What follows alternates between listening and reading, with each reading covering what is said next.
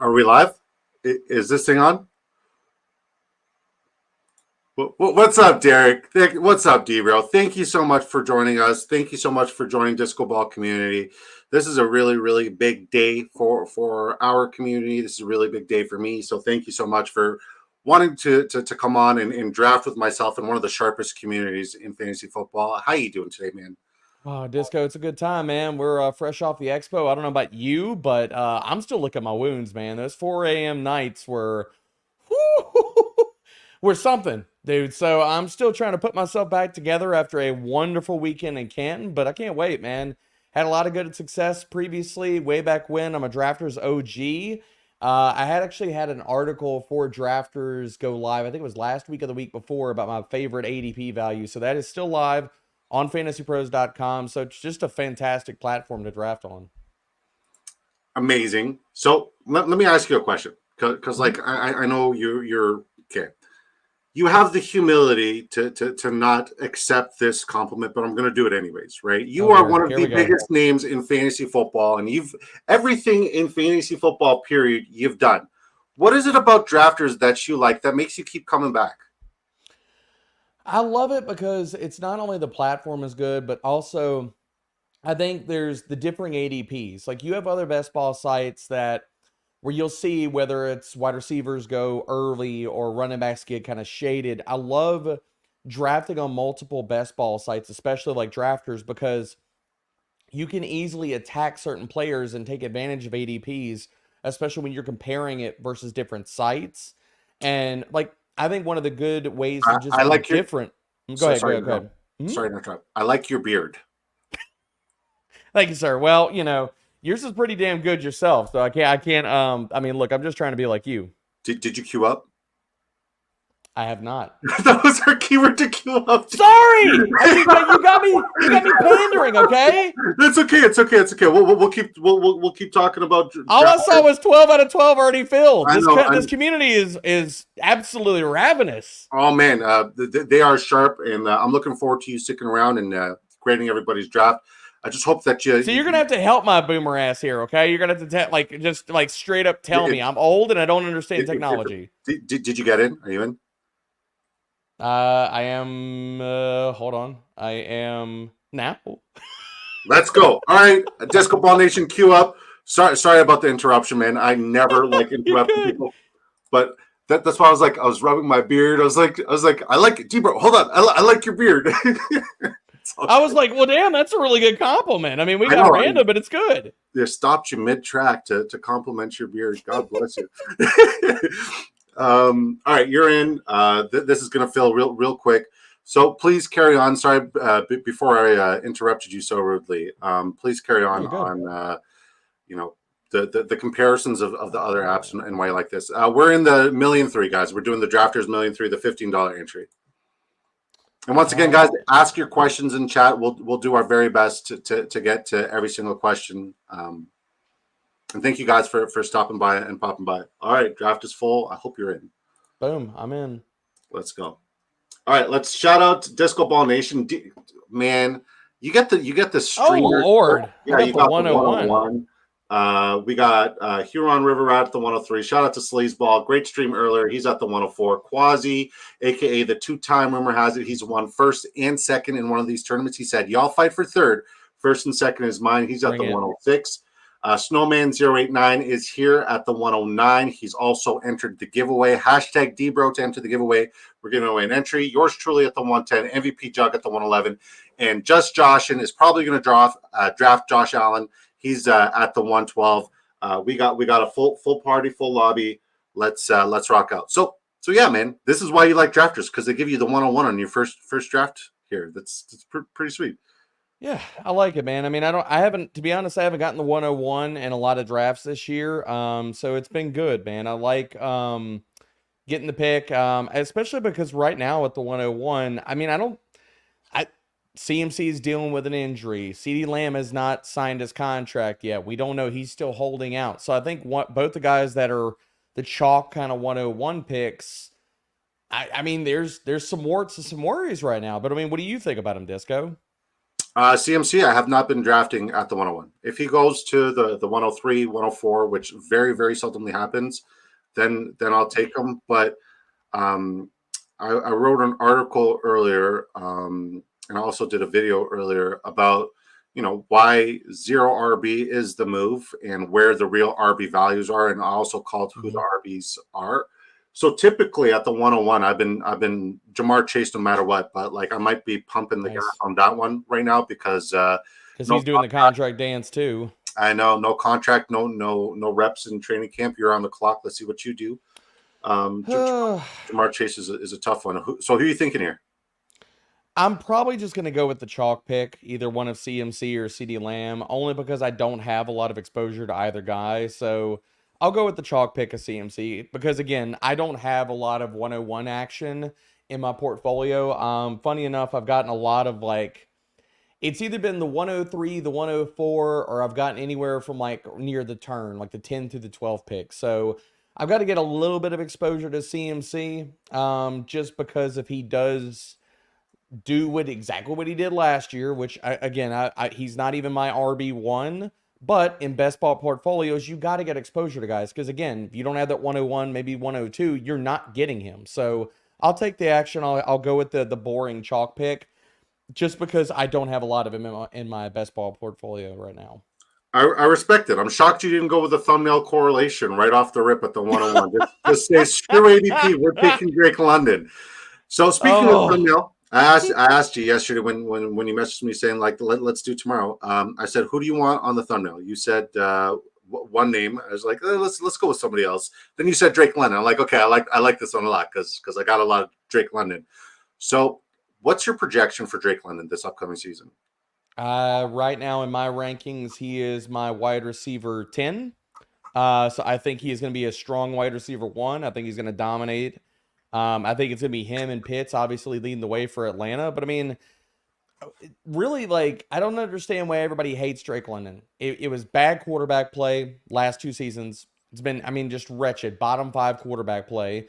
He flashed elite upside and target earning ability in his rookie season. I know it didn't convert to a lot of fantasy points, but again, we had an Arthur Smith offense that was we are not throwing the freaking ball.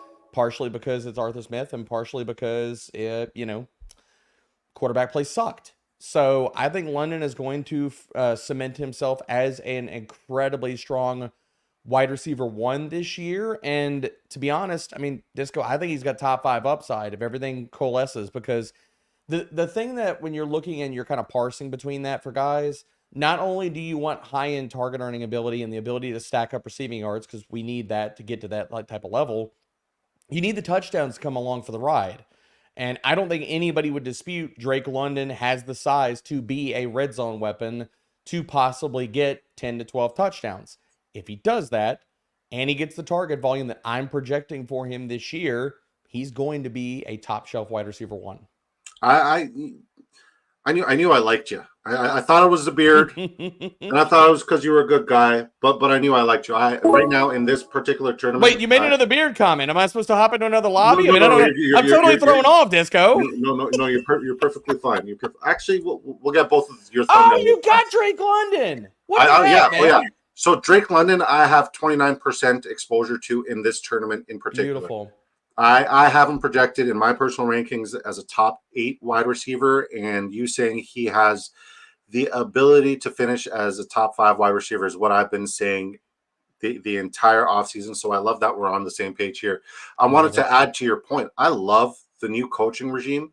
I love the fact that we've seen, with it's Zach Robinson. We've seen that, that offense likes to target and feed a wide receiver 1 at a very, very high rate. And because they like to target and feed a wide receiver 1 at a very, very high rate, it doesn't mean that he's just a deep ball threat. Now he has 2 reliable quarterbacks. God forbid Kirk Cousins isn't ready or anything happens to me. Again, we have 2 good quarterbacks. He's never had the quarterback play. He's had the volume, but now we have the efficiency metric with accurate passing play. I think he's an absolute smash and an absolute league winner, and people should start putting more respect on Drake London's name. I think 110 people will be like, oh, you're reaching on Drake London in the 110 or the 112. I would go higher if I could. But yeah, man, I absolutely love Drake London. I love that you said that, guys. If you have any questions in the chat, feel free to pop them in the chat. We're Sports Channel. Here's a question: do y'all sleep with your Bears under or over the blanket? I need Bears defined here for me. That could be a Yes, I lot need of Bears different defined. things. Hey, man, he's Somebody toss Canadian. it. Somebody toss it in the chat. Yeah, he's Canadian in like I don't even know what he's talking about. All right. Is that like some Canadian slang? I mean, you translate for me here, Disco. I'm Canadian too. I don't get it. You're on the clock. Okay. We'll I'm going to go weird with this because I feel like everybody's doing hero RB. I'm going to do something I've done for a few different drafts. Oh, Bayou Bengal's going to love this. So I'm going to take him, and then we are going to go DK. Oh, that's another name. So I have a lot of when I have gotten the CMC, like the number one pick, and I have gone with CMC. I have a lot of CMC and Devon Achane teams, and really, I think we are so. And I'm not just pushing back too hard against anybody drafting a lot of hero RB teams or zero RB teams. I don't hate that at all. That's most of my portfolio. But again, an easy way to be different. And we were talking about this earlier in the show. An easy way to be different this year, I think, is going back to the RB start, depending on where you are, depending on who is there and what the board looks like. But Achane is one of those home run swings. If he hits, he's a top 3, top 5 back this year. So we've seen numerous people over tons of best ball contests. I know it's old school approach going RB, but again, in this type of climate where everybody is slamming wide receivers, zero RB is so much more popular than it ever has been, and hero RB, I think this is an easy way to be different. I respect it. I don't love it, but it's fun. I get it. I respect it. So he meant okay. So he didn't mean bear. He meant beard. Okay, typo. Do I sleep with the beard over or under the covers? Do you sleep with the beard? Do you even think about where you put your beard when you sleep? Nah, bro. I'm like, I lay on my stomach and it's just going where it goes. You know, that's why we call him the worst sports channel, because he asks these really fun questions. He was over at the expo. I got a good question since we're talking about sleeping over or under the blanket. Okay. And this is an interesting question because I know this doesn't bother me. Do you sleep when you get in bed, whether it's summer or winter? Choose your season, okay, for this. Just go. All right. Do you sleep with socks on ever? Or are you a full on like 110% socks off always in the bed? Socks off. Always. Okay. Yeah, same. I think sleeping with socks on is some serial killer kind of stuff. Yep. But again, the chat could push back and tell me I'm wrong. Okay. All right, chat. This is not how I thought this stream would go. But socks on or off? Socks on or off? Okay. By Bengal makes an excellent point here. He says Drafters has London for his season-long prop at 1,000.5 receiving yards. We smashing the over, right? Over, baby. Give me that over. All day. I hate that we're agreeing so much. All right, let's talk about something where we can disagree and we will disagree, because theory is theory. I want to see what you do with the rest of the draft so we can, touch up on your theory. Shout out to my wife. She says socks off. Up dogs. Do you know who? Okay, you got a winner. You married the perfect woman if she agrees with socks off. Okay. Yes. Perfect. Yes. So Updog is one of those people who I believe is human AI. He's finished second place in this tournament several years now. Last year he finished second. He walked away with $150,000. I don't know if you've heard of him, but this guy, we've had him on the stream several times. He's one of the sharpest minds when it comes to theory. Love it. He left so many Easter eggs. So shout out to Updog, absolutely brilliant guy. He says socks off, slippers on, slippers on. If I got to sleep with my slippers on to finish second in this tournament, you bet I'm doing it. 100%. I'm doing it. I would do it in a heartbeat. I would super glue them to my feet. I can't do socks. Peanut butter and jelly. Shout out to Peanut butter and jelly. Says I'm betting against a 32-year-old Mostert. Ooh. All right. So next question. How do you feel about Raheem Mostert? Obviously, you made the bet here on Devon Achane. I like the next couple of picks you've made here. So far, you're drafting very sharp. I love it. Good. But so obviously in this draft, this world, you're betting on HN. But what are you projecting Mostert to do? Are you in on Mostert this year, or are you out? I'm fading him. I get it at cost. I don't think he's a bad pick at all. But if you're looking at where he's at in his career, did his efficiency metrics drop off at all? No. Are injuries a concern? Yes. The other part about this is that we've heard nothing but amazing things from the coaching staff in Miami about Devon Achane all offseason. And a shout out to my dude Ryan Heath over at Fantasy Points, put out a fantastic article about age curves. I think it was yesterday or today. And second year running backs and them taking a step as far as volume are just really strong bets, man. I mean, so Achane, it's a home run swing. And if you want to be taking home run swings, best ball is that type of area to take the home run swings because Achane will flip leagues this year. He's either going to be super amazing or he's not. And Raheem Mostert could smash. I'm not telling anybody not to draft Mostert, but at cost and considering all the factors around Mostert, I am more likely to draft Achane or take the discount on Jalen Wright. So again, I'm just fading Mostert. Oh, what's up, Greg Kellogg and Disco? What's up, Greg? I'm sure you remember Greg. Yep. I found it Got to see absolutely. him in Canton and at the Dallas Live draft. Yeah, at Canton, whenever DBro would walk by, Greg would be like, "I like Andrew Erickson, DBro, because I agree with Andrew Erickson." So shout out to Greg Kellogg. What a beautiful human, beautiful man. Love you, Greg. You are one of a kind. Thank you for convincing me to come to the expo. That was one of the best experiences of my life. I really did enjoy it. Was that how many expos have you been to?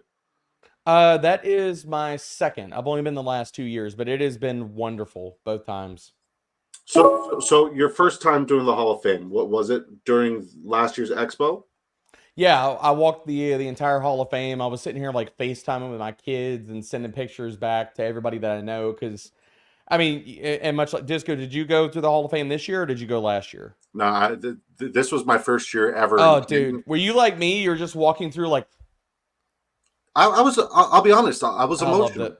I was emotional. Oh, dude, it was so good. It's one of the most. Well, you know the blood, sweat, and tears and the sacrifice that goes into the players that make it there. Like those sacrifices can't be quantified. The long hours, time away from your family, the sacrifices that like people have made to have careers, to have the productivity like that over years and years and years, going all the way back to like, I mean, good Lord, man, like whenever they were kids playing football. So, I mean, that's a lifetime achievement, and it's something like we should all definitely give respect to. 100%. And I think, going to Canton, whether it's the expo or not, I mean, the expo is just a beautiful time because, like, yes, everybody who's there, like, nobody big times anybody. Like, it's like summer camp where everybody's buddies. Everybody goes, plays cornhole together, poker together, flip cup together in the end zone of the Hall of Fame field. That was sick. But like you have to experience the Hall of Fame once in your life. I feel like it's one of those things where if you don't have a bucket list, create a bucket list, make sure that's at the top of your bucket list. If you're a football fan, it's a beautiful thing. I like Christian Watson too. I like Christian Watson a lot. I was really hoping two players came back to me. I missed the elite tight end run with Kittle going off there before ADP, and Christian Watson was at the top of my my queue as well. So definitely not too thrilled with all that. But yeah, guess what? We're gonna make up with some rookie and second year upside. See, this is why I like going and varying to go with RB starts. I feel like we can make up the difference at wide receivers and giving ourselves out for stacking partners late. Yeah, I was about to say you have a lot of the way you've built your receiver core right now. You have a lot of great correlation options later on, and I really like that. So, Buy Bengals asking a lot of questions right now, and it's weird because like you should be here on the stream right now. Yeah, why are you in the chat? Why aren't you hopping up here? Get on here. Just I was told you were supposed to be here. Was I lied to? No, he'll be here. Good. So save your question for me and get on stream. My mind is a weapon. Fantasy football. That's Sleazeball. He says HN all day Bengal. So the question was, shout out to Sleaze with his what was he streaming a little bit before us? Yeah, Sleaze hit us with the Sleazeball raid. It was absolutely phenomenal. Love it. Was watching the stream. Big shout out. So I'm shocked Sleazeball hasn't asked you a question about the running back situation in Denver. This is like a tough situation between, you know, our community, our shared community, right?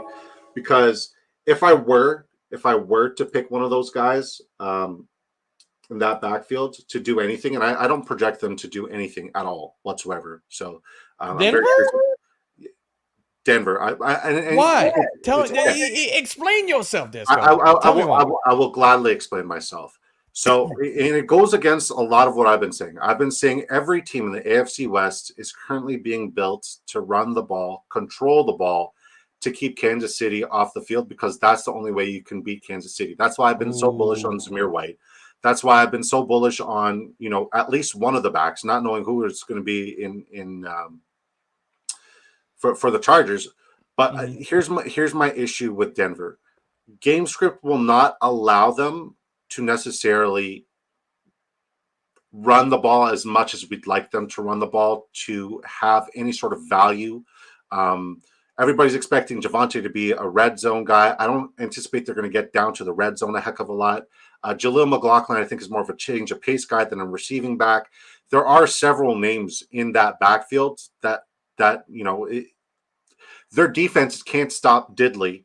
So they're going to be playing from behind a heck of a lot. So the run game for me, especially in that room, I want to say I'm out on. But if I were to pick one, I'd go with the Bruiser, the guy who's going to give you 3 yards in a cloud of dust, which really doesn't give you much in fantasy football. But at ADP, I'd rather take Javonte than Jaleel McLaughlin. But yeah. Can Greg, I push back? Yeah, one second. Greg says, okay. Vidal Disco, repeat after me, Kamani Vidal. I don't know what language that last name is from, but I'm sure the direct translation is Isaiah Spiller 2.0. Please go ahead. Please push back. Please push back. So, in the last 9 years that Sean Payton has coordinated an NFL offense, they have never his offense has never finished lower than fourth, with targets to the running back position. So they are going to utilize the running backs in the passing game. We know that accessing ceilings and for running backs is directly correlated a lot of times to not only touchdowns and efficiency and all that kind of stuff, but also pass game work. And I just think that Jaleel is going to be the passing down back. I think that you're looking at a substandard wide receiver room. And yes, I know that Courtland Sutton is not the player that he once was. He's on the back nine of his career. I mean, the efficiency metrics are dipping. I think that, again, much like with Peyton's offenses, much of the red zone equity runs through the backfield. And I'm not telling you this is going to be a top 5, top 10 scoring offense, but I do think that there's going to be a ton of passing volume target volume for the running backs. And especially, remind me, Disco, I know this answer and I know your community does, but what is the format for drafters? Is it half point or PPR? It's full PPR. Okay. Yes. Full PPR. So we like them targets. I hear you, but you hear me, but you don't like it. Good. Listen. Damn it! I wanted Bowers. I just realized he went.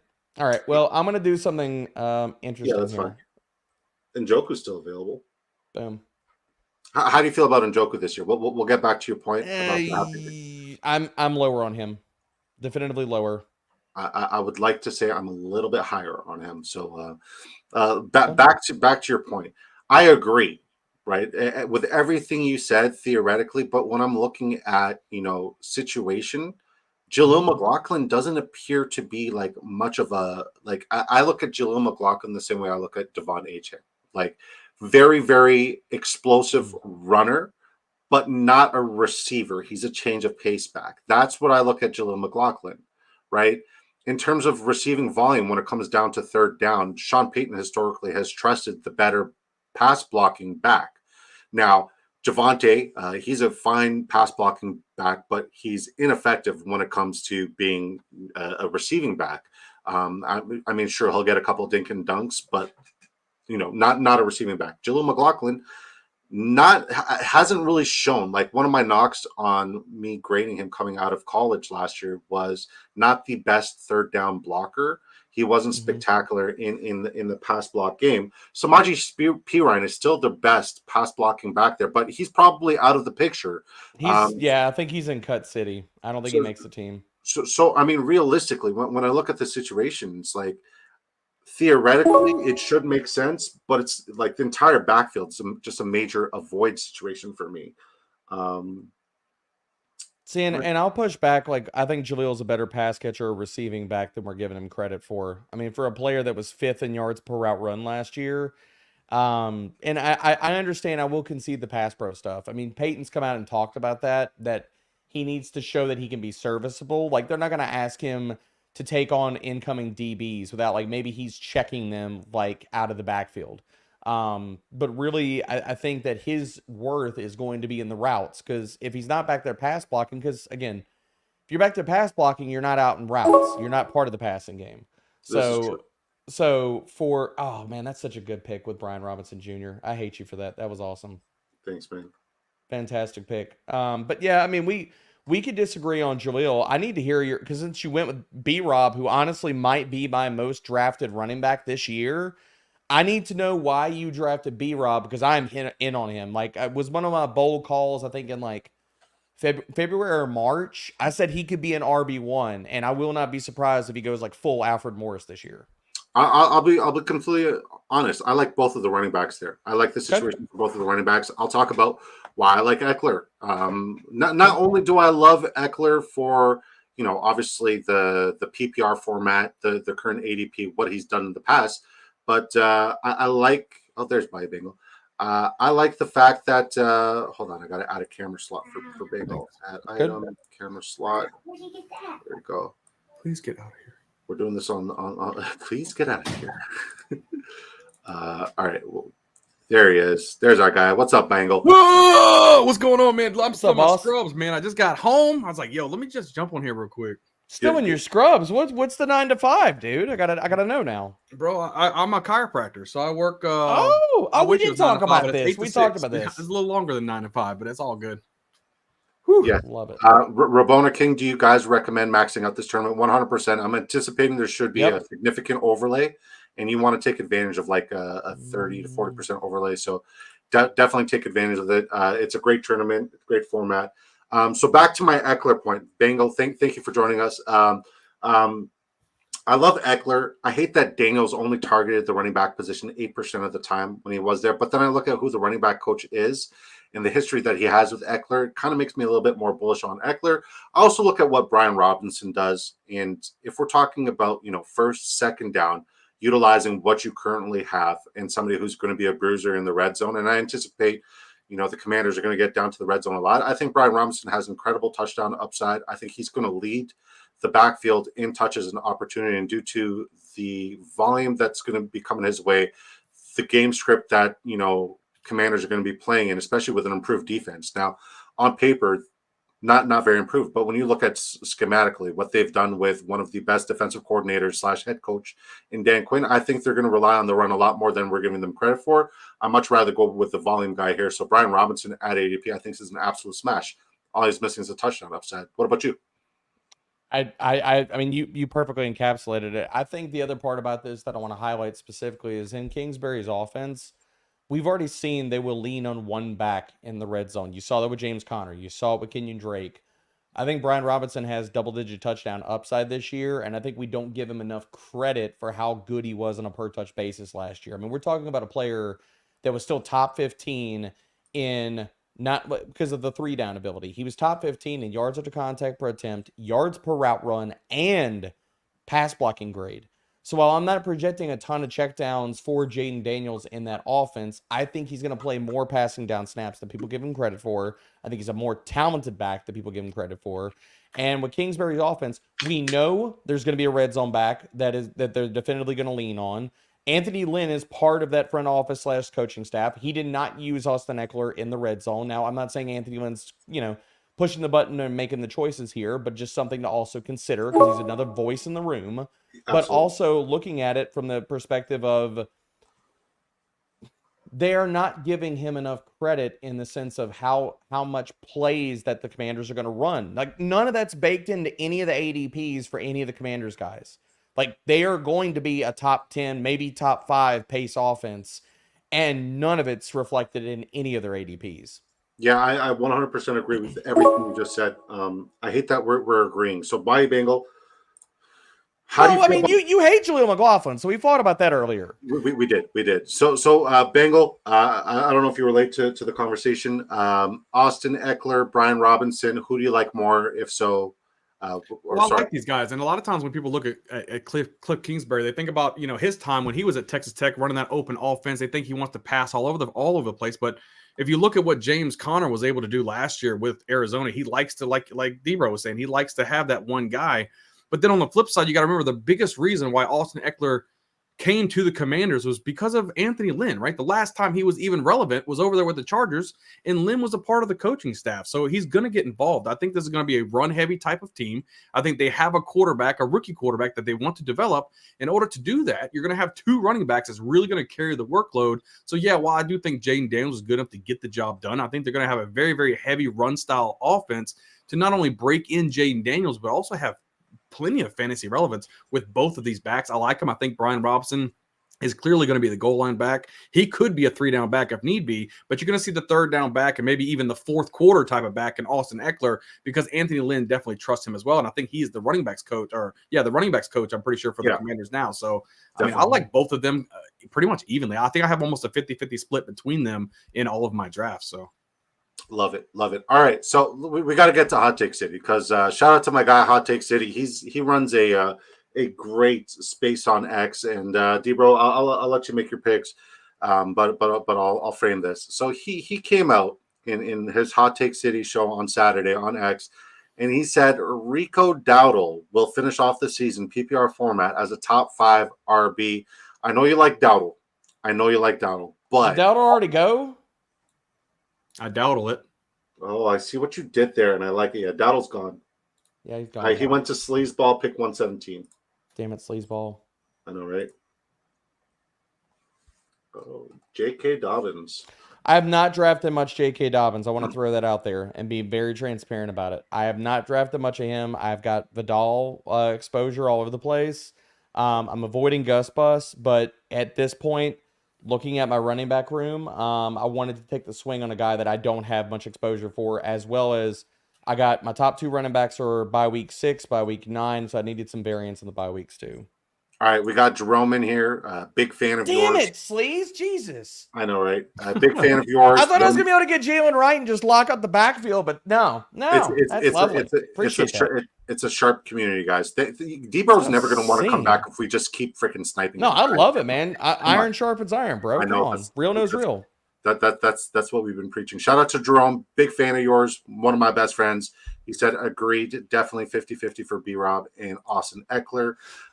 So Hot Take City made a very, very hot take that I completely disagree with. But I've seen your posts and a lot of buzz and hype is building up about Rico Dowdle. He said PPR format as an RB, Rico Dowdle will finish the season as a top 5 RB. I'm saying no way in hell. That's more of a delusional take than a hot take. Oh yeah. So I'm very curious as to where you're at here. I love Rico Dowdle. Top 5 is that's a spicy meatball. Like in that realm, not only does Ezekiel Elliott have to be a total 0, which I don't think he's going to be a total 0. Now, I think that Dowdle is going to lead this backfield. And I think that depending on what his snap share, his red zone role, his pass game role, I think he's going to run the pass, have the passing down routes over Zeke. Now, you did bring up the pass pro aspect, Disco, earlier in the show. Definitely. That is something Dowdle's going to have to prove. And I'm not saying he's a bad pass protector, but there is a comfort there for McCarthy and the Cowboys knowing what Zeke can provide for them in the pass pro department. So he's going to have to earn that. But if you're asking me just 100-foot view here, who is the best back on that roster? It's clearly Rico Dowdle. It is not Ezekiel Elliott. No way, shape, form, or fashion. So I think Dowdle can run away with the backfield. I just question his upside based off of how much of a thorn in the side can Zeke be in the red zone specifically. But I'm not ruling out Dowdle. You're drafting him at RB3, RB4 for your builds, and he's a great, fantastic 0 RB candidate. so like really like I think a reasonable median type of like we're talking about upside scenario is to be a consistent RB2. Top 5, he's gonna have to get own all the passing downs and get all the red zone work. Now, is that possible? Sure. Is it tough to project that? Yes. Well, I don't think it's necessarily tough to project, and Bangle, we'll get to you next after I make this quick point. I don't think it's tough to project. If you look at a top 5 RB, more often than not, they got a top 5 O-line, and that O-line is no longer top 5. I think they're closer to bottom 5, and because they're closer to bottom 5 O-line, game script is going to be really rough for them because the best part of their defense is now gone in Dan Quinn. I have the Cowboys really. Oh, you don't like Zimmer? You don't think Zimmer does a decent job of coordinating that defense? Like, I'm not talking about Mike Zimmer as a head coach. No. Like, as the defensive coordinator. I'm out. I'm out on the Cowboys at ADP completely. Okay. So if I'm looking I don't disagree with that necessarily. Yeah. I'm not drafting a lot of like CeeDee Lamb's the only one like Dak. I don't even have him as a top 12 quarterback this year. So I get that. Yeah. I mean, for Ferguson, I'll get exposure to because I think due to the fact that Dak Prescott is going to be rushed a lot, there's going to be a lot of dink and dunks available for Ferguson. But as for that run game, as a former offensive lineman myself, I look at the offensive line. I look at what the O-line does. And I don't project them to be a top 5 O-line. So if you don't have a top 5 O-line, the likelihood of you being a top 5 RB, very slim. And I don't think he's going to be that efficient in the passing game. I know we're talking PPR format. So with that being said, I think he's going to outperform ADP. Yes, top 5 delusional, absolutely delusional. Bangle, where are you at? Yeah, not even close to top 5. I think he had 89 attempts last year, averaged about 4 yards per carry on the little times that he did. The problem is the game script's just not going to be there for him to be a top 5 or even a top 10, even a top 15 back, in my opinion. I think Zeke's going to vulture every one of these red zone carries. That he's not going to get many touchdowns unless he's going to break it out outside into the 20. And they're just going to – Dak wants to pass the ball. I'm not worried about CeeDee Lamb. He's going to get his contract. They're going to sling the ball over the field. Just the game script's not going to be there for Rico Dowdle to be fantasy relevant, in my opinion. He may have some spike weeks, but he's not going to be consistent enough to give you a top – not even close to a top 5 back. So while I do like Rico Dowdle, 26-year-old, he's way better than Ezekiel Elliott's old ass, but I don't know. I just don't think there's even a shot of him being in a top 10, man, to be honest. Not in this offense. Do you think he can be an RB2? He could be an RB2, yeah. I think he can. I think the problem that with Rico, though, I think it'll be a fringe RB2 just because he won't have the touchdown upside that Zeke's going to have in the red zone. But I think Zeke was brought in for familiarity. I think he was brought in because they know what they're going to get out of him. I think he was brought in just to be a safety blanket. To be honest, I think they were going to like all the rumors that we heard out of like in going into the NFL draft. I think there's no possible way Jerry Jones could have screwed them over anymore with talking it up to the media and saying, "Oh yeah, John." I mean, everybody out here, like, correct me if I'm wrong. We all saw the clip of Jerry Jones talking up Jonathan Brooks, and then the person who's I forget who was interviewing him, or at least during this soundbite, they were like, "You do realize that you're not on the clock, like that pick, like he's still out there, right? Like you could get sniped." And Jerry's like, blah, blah, blah, blah, blah, blah, blah. And then it happens, and Jerry Jones, unless he wasn't wearing his Depend at that moment, he probably shit his pants when he saw Jonathan Brooks' name go flash across the screen. Yep, he didn't know when to be quiet. A side note: this stream is sponsored by Pampers Depends. If you're old and you got I'm kidding. I'm kidding. We got any testimonials here between the three of us? Anybody gonna just own it and say yes, it helps me every best ball stream because I stream for 6 hours straight and I never get up. I'm gonna need it during my 24-hour live stream. Let's be honest. Or a catheter. Dude, like, can I interest you in both with that workout disco? I mean, fuck, we'll figure it out. We'll figure it out. Love it, dude. Man, I was talking to my wife on the phone about my drive up to Canton. Right, I told her, babe, I'm 0 for 4 right now. She's like, "What are you talking about?" I was like, "I had to pee 4 times on my 12-hour drive. None of them were in the bathroom." Not a single time. Just straight up like going old school, just pulling off on the side of the road. I'm walking out of a bush like Bigfoot, man. You open the door on the side of the highway and be like, "All right, man, ain't nobody looking." All right. I can't even lean out. Like I'm full blown out of the car, like sprinting on the highway into a bush and coming out of the bush, and people swear they saw Bigfoot. It's hilarious. Pants down by his ankles, peeing. I know, Pat. Speaking of stories with the wife, my wife saw a picture of us standing next to each other. The one that you posted from Canton. Yeah. My wife goes, "Oh my gosh, it's the mountain." Anybody that's ever watched Game of Thrones, they know the reference. So, yeah, that's a good one. I appreciate that one. Tell your wife I'll send her. Shout out Bjorn. All right, let's get to the chat. I love that. Jerome says, hot take: Jerome Ford is top 15 if Chubb misses extensive time and is eased back into the mix. I don't think that's a hot take. That's a real take. That's facts. I think he was the RB20 last year when he was the starter. Anyway, go ahead. Sorry, just go. Yeah, at the ADP, he's the best RB for sure. Do you think Chubb's going to play at all this year, guys? I think he's going to play. I think he's just going to be limited down the stretch. I mean, it's a big question of what do we get out of him? Yep. I mean, like, seriously, like, what are we going to get out of him at all? Very true. Bengal?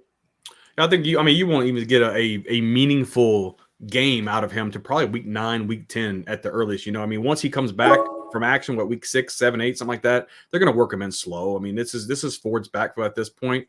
I mean, and if they're doing trash, they might even bench him for the whole season and just see what they have maybe next year, give him a whole year to heal up. But he's just an older back, and he's I think it's past his prime, man. I just made my favorite late round pick in Justice Hill here. Love that pick. Oh, okay. I love it. You're not going to challenge me on that one? No, I can get down with it. I mean, look, like, we're tossing darts. These late round guys, I mean, you're hoping to get 2 usable weeks out of anybody in these last 3 to 4 rounds, 2 usable weeks, much less 3. I mean, if you hit a difference-making player like a Puka or even Sam Laporta last year, as late as he was going, I mean, that's the thing that flips leagues. But really, I mean, we're all just tossing darts, so I'm not going to hate on anybody's picks in these these last 4 rounds. I think Justice Hill should be in the top 12 rounds.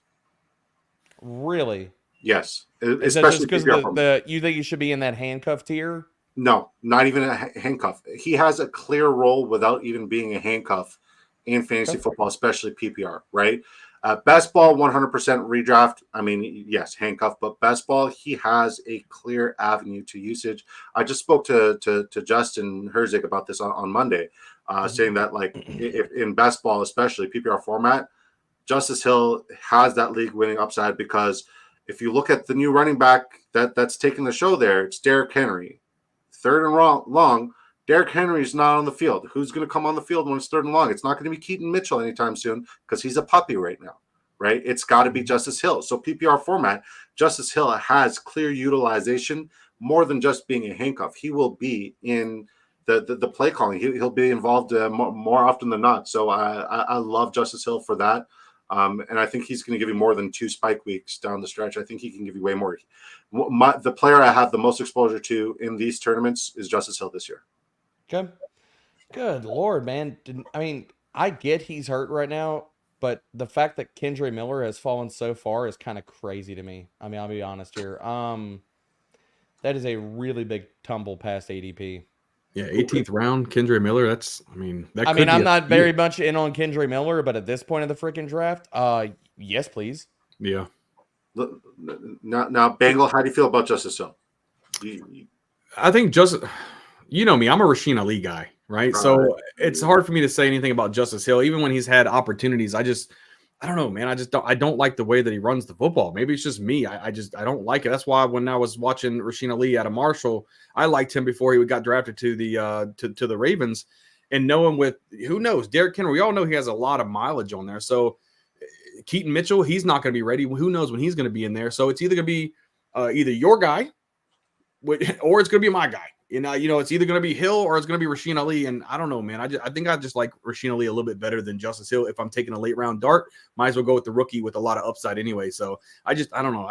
Maybe it's just me. I just don't like the way he runs the ball, man. I respect that. I mean, there's a world where it could be Ali, but I just look at, reliability, and I think it's got to be Justice Hill. I think we spent enough time talking about, a tertiary running back. Let's pivot. Let's see if there's any questions here. Clint says, add big draft energy disco. What's up, Clint? Good to see you, buddy. Now I got to ask you, because I got Justin Herbert in my lineup, and people are hesitant because there's that whole adage that Harbaugh's just going to run the ball and whatnot.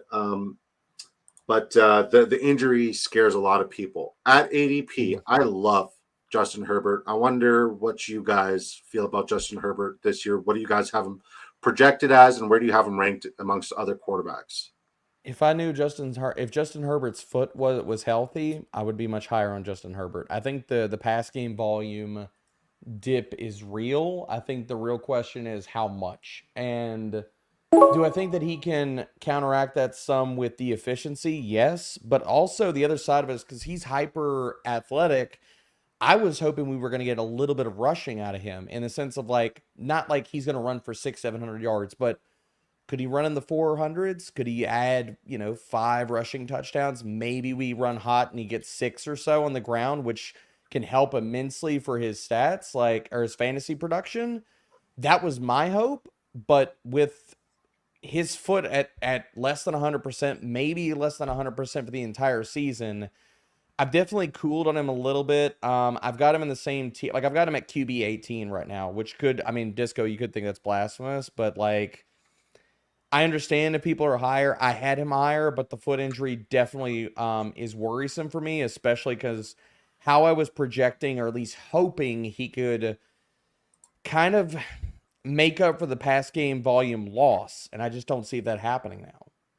Yeah, I don't think it's blasphemous. Bengal, how do you got Justin Herbert projected this year? Yeah, I've got Herbert actually as number 19 in my rankings right now. I think that we all know Justin Herbert, he's a volume type of guy, right? He throws a high amount of touchdowns. He wants to throw, and we know Jim Harbaugh has a history from when he was in the NFL, even at college at Michigan, and over here, he's a run-first type of guy. Now, I don't think it's going to affect him as much as a lot of people think it does. Herbert's still going to throw the football.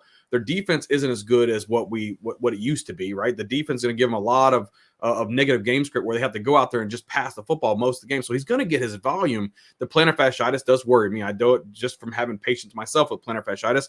It can reoccur, right? Yes, you can heal it, but sometimes it takes you a couple months for it to get rid. It's just inflammation of the fat pad of the heel, right? So it's just, will that heal up fast enough? Is he going to be able to take? I know he got into a boot. I don't even know. I didn't look and see if he's out of his boot yet, but how much is that going to affect him? He's going to have to use that a lot, and I want him to be more mobile. Does this keep him in the pocket more and not let him get out there and get any rushing yards whatsoever? So I have him right now as number 19. I don't know how much it's going to affect it. I'm not really worried about his targets leaving and Keenan Allen and Michael Williams. I think McConkey's going to be able to step up. I do like Quentin Johnson as long as he can catch the dang football. I think he'll be fine. I do like Palmer as well. So he's got some weapons out there. I just think I wish he could run some more like DBro. I want him to run more. The fat pad inflammation might be a little bit of a problem, but I don't know. I have him at 19 right now. He's going to have to show me something before I raise him up in my ranking. So, I don't have him much higher than you guys have him. I have him currently as my QB 16 right now. So I do like where I have him, and I like the fact that he's being pushed in these formats. Once again, I think his rushing upside gets affected tremendously with this injury, but I still think, he's going to be fine. Peter, what up, Pete? He says, give me Will Levis over Herbert. I need to see it with Levis. Rabona King says, when do you think we find out about the Steelers QB situation? It's a good question. Week 1. After their final dress rehearsal in the preseason. I think we're gonna need to see something out of Russ. I'm real curious, and I want to get y'all's guys' thoughts for just last little part of the Herbert conversation here. Little this or that. Kirk Cousins or Justin Herbert? Herbert. I said Cousins. See, I'm on Cousins. Matthew Stafford or Justin Herbert? Stafford. It would be Stafford. Yep. That's exactly my ranks right now are Cousins, Stafford, and then I have Herbert. I'm taking Cousins and Stafford over him. Yep. Interesting. Yep. Very interesting. I like it. Okay. Cool. All right, now is the time where we rate everybody's lineups in our community. So we'll start with just Joshin. I told you guys he'd be getting Josh Allen, and he did. He went with a 2-5-10-3. Josh Allen, Dak Prescott. At the running backs, he's got Isaiah Pacheco, Alvin Kamara, Devin Singletary, Ezekiel Elliott, Nick Chubb, Marvin Harrison Jr., Nico Collins, Curtis Samuel, so a little bit of correlation there, Jalen Tolbert, Greg Dortch. Oh, that's a significant drop off. Marvin Mims, Quentin Johnston. Did you auto? Zay Jones, Van Jefferson, Darius Slayton, Evan Ingram, Jake Ferguson, and Dawson Knox. DBro, as our guest, how do you feel about this lineup? C. Yeah, I mean, I'm off of Kamara this year. I think that his tackle breaking juice is gone. I like Devin Singletary, but I wouldn't have gone with Zeke or Chubb. I mean, they're an interesting pairing because if you get the early season production from Zeke and the late season production from Chubb, I understand the pairing. But I would much rather pair Zeke with like a rookie flyer or one of these handcuff guys where you're not expecting. So you're patching together early season and late season production possibly, which I understand doing that with Zeke and Chubb, but I'm not high on either guy. I think the wide receiver room like kind of falls off pretty fast. Like it feels like you spent roll down to the tight ends. Like if I was drafting Evan Ingram, I wouldn't have drafted Jake Ferguson. Not like considering because as high as Ingram is going, you're drafting Ingram, and I think this is a very big point for people. It's like when you're investing the draft capital into these early and mid round picks. You're drafting, or you need to be drafting, like you were right, in the sense of if these players don't smash, you're screwed anyway. So like as high as Ingram goes, you shouldn't be hedging by getting Jake Ferguson. I understand the correlation with Dak, but again, you could have doubled Dak late by going with Brandon Cooks and Jalen Tolbert, which you did get Tolbert, so I understand that, but I wouldn't have taken the pick for Jake Ferguson. I would have gone with another running back, probably a wide receiver. In that point. So I don't want to hate on the team too much, but I feel like there was going with 10 wide receivers is trying to cover up with spike weeks for a kind of a thin room. And I'm just not a huge fan of the running back room either. I love it. If you hate his too early investments at the tight end position, you are going to hate my draft. I saw you went bully tight end. I understand bully tight end. Bully tight end is a little bit different than hedging off of an Ingram pick, though. Okay. Yeah. I'm glad we clarified that. Bangle. Yep.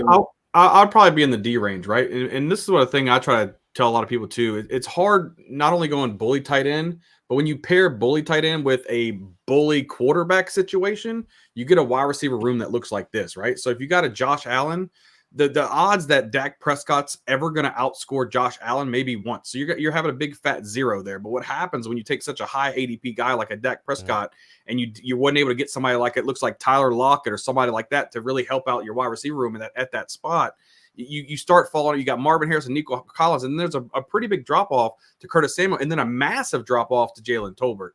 So I'm not afraid to bully tight end. I think Disco does it better than anybody that I know. But when you go bully tight end and you also go two very high touted type of running backs, you're going to have a wide receiver room that looks like this. And what you need to start 3 wide receivers, I think it's going to be really, really hard for you to cash with this lineup because, with your third wide receiver being a third wide receiver for Dallas, like Jalen Tolbert week in and week out, or Greg Dortch, it's just going to be hard for you to score enough points to cash. Well, the other part too is Darius Slayton. Just looking at and again, I was saying I'm not gonna hate on any of those final round picks, but keeping in tune with camp reports, Darius Slayton is running with the 2s. He's not even slated to start right now. So again, that could be a dead pick if everybody stays healthy. Yeah, I mean his 4th wide receiver looks like a last round pick. That's the bad part, Same thing with Marvin Mims. Marvin Mims was not running with the starters of Bo Nix. He only played 1 snap with the starters. Yeah. I'll say this. I've drafted with this is NFL DFS picks. Great follow, great guy, wonderful human being. I've drafted with him several times.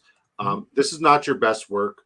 Sometimes, especially when we get closer to maxing out these tournaments, we tend to outsmart ourselves. Don't do that. Stick to your guns. Keep drafting, the right guys and try to get unique combinations. Don't try to get cute with it. Don't try to outsmart yourself because you're a really, really smart guy. So trying to outsmart yourself it's gonna be a tough order. It's gonna be a tough order.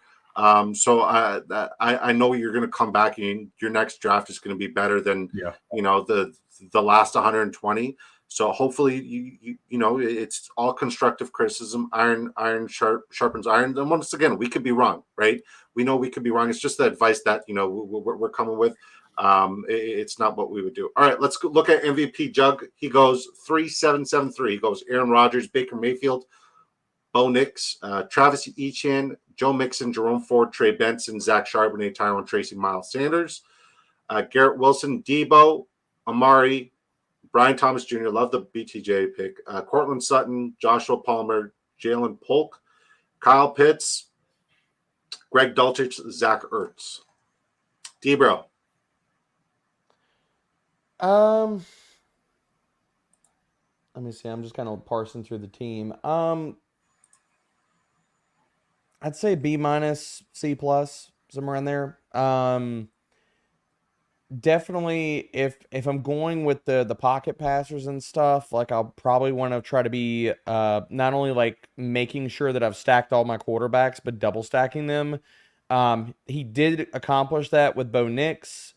Rodgers is single stacked. I don't see a stacking partner for Mayfield, so I don't know if that was like an auto. But I mean, you know, you could have gone McMillan late, could have gone Cade Otton and stuff like that. For me, I mean, the quarterbacks don't hit, especially the guys that are playing from the pocket without bringing pass catchers along with them. We want stacking, we want correlation. So, you know, I mean, but outside of that, I wouldn't have gone like, usually for me, I'm maxing out at probably 6 running backs. So it's usually 5 or 6 running backs. Even if I have kind of gone with a 0 RB approach, there's very rarely I'm ever going to draft 7 running backs. So, especially with you going 3 quarterbacks, 3 tight ends, I would have much rather taken one of those running backs and toss it at another wide receiver, and maybe just a shade more correlation here. I don't hate the team, but again, just I would have built it a little bit different. Bangle. Yeah, I'd probably go around with like a B-. I think the quarterback combination of those 3 guys is, if you're going late 3-round quarterback, you know, and really late and stacking up some of your team, this is probably it's a good quarterback room to have. If Aaron Rodgers comes back to anything close to what he was, you know, and Bo Nix can show something, I think you could cash with this.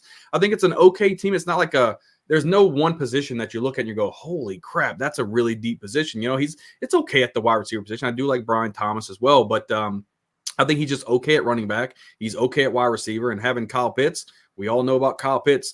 This could be his year. Stop me if you've heard that before. So who knows? Who knows what happens? I think probably B- at you know, I don't know. I'm not like crazy about the team, but I don't hate the team either. I'm kind of like in the middle. I'm not big on Debo either. I'll throw that out there. I haven't drafted much Debo outside of like correlations with when I've gone with you know, Lions players, or like, you know, depending on how that, because I know this is a different format. We're going with total points here, but I do think that there is still something to be said for the correlations of week 16, week 17, because you're making correlated bets. So we're just trying to decrease the number of things that we have to get right. We're just saying that, okay, that game shoots out, and if that game shoots out, these guys go along for the ride. So I'm still making bets like that. I mean, when we get to my team, you'll see that, but I do like still getting some correlation as far as matchups and stuff for week 16 and 17. I respect it. So I look at the Baker Mayfield pick, and I'm like, okay, it's 100% a value pick. Maybe just let that value slide, because he doesn't fit your to add to what DBro says. He doesn't really fit your lineup. A naked passing quarterback doesn't really do much for you. So yeah, I like the Kyle Pitts pick. I like Dulcich. I like Ertz. I don't love Pitts, but so protecting him with two more tight ends that have tremendous upside in the late rounds. I like it. Your wide receiver room it's all right. I don't hate it. I like the correlation. Your running back room I think is really, really good. I'm gonna go C+, B-, simply because like I'm not wowed anywhere. Is what I'm saying. Let's look I was just looking to see, like, I mean, where McMillan went in the 14th round. Yeah, I mean, I'm just looking at like if they were going to go Baker. I did see the little sneaky Carolina and Tampa though, but again, you'd want to get a pass catcher from Tampa too with Baker. But anyway, go ahead. Sorry. That's so Canadian of me. Sorry. Apologies. My sincerest apologies. I'm so sorry. Snowman089 goes 2693. CJ Stroud, Will Levis, Bijan Robinson, Kenneth Walker, DeAndre Swift, Chuba, Jordan Mason, Tank Bigsby, Cooper Kupp, Tank Dell, Stephon Diggs, double stack with CJ Stroud, Calvin Ridley, Brandon Cooks, Jerry Jeudy, Demarcus Robinson, Ray McLeod, Juan Jennings, Dallas Goedert, Tyler Conklin, Theo Johnson. DBro, talk to us. I like this team. This is a good team. I definitely like the there's multiple spots. I like the Jordan Mason pick. I love getting Chuba here as well. I'm not huge on DeAndre Swift, but where he goes, you're just trying to hit a ground rule double, totally fine. I like the fact of getting the double stack with Stroud because Stroud, again, is a pocket passer. If he hits, he's taking 2 players, maybe 3 along with him.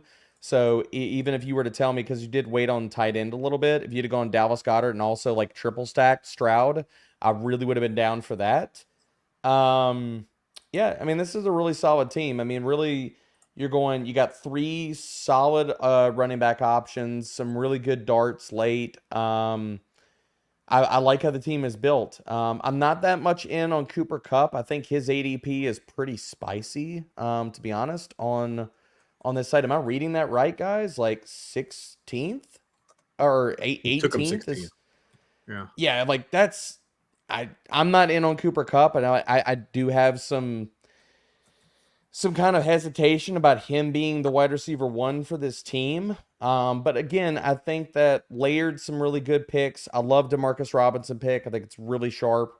He's one of my highest drafted wide receivers right now. So overall, I think it's a really solid team. B+. Bayou. This gets my man meat singing. Let's get that out the way. Listen.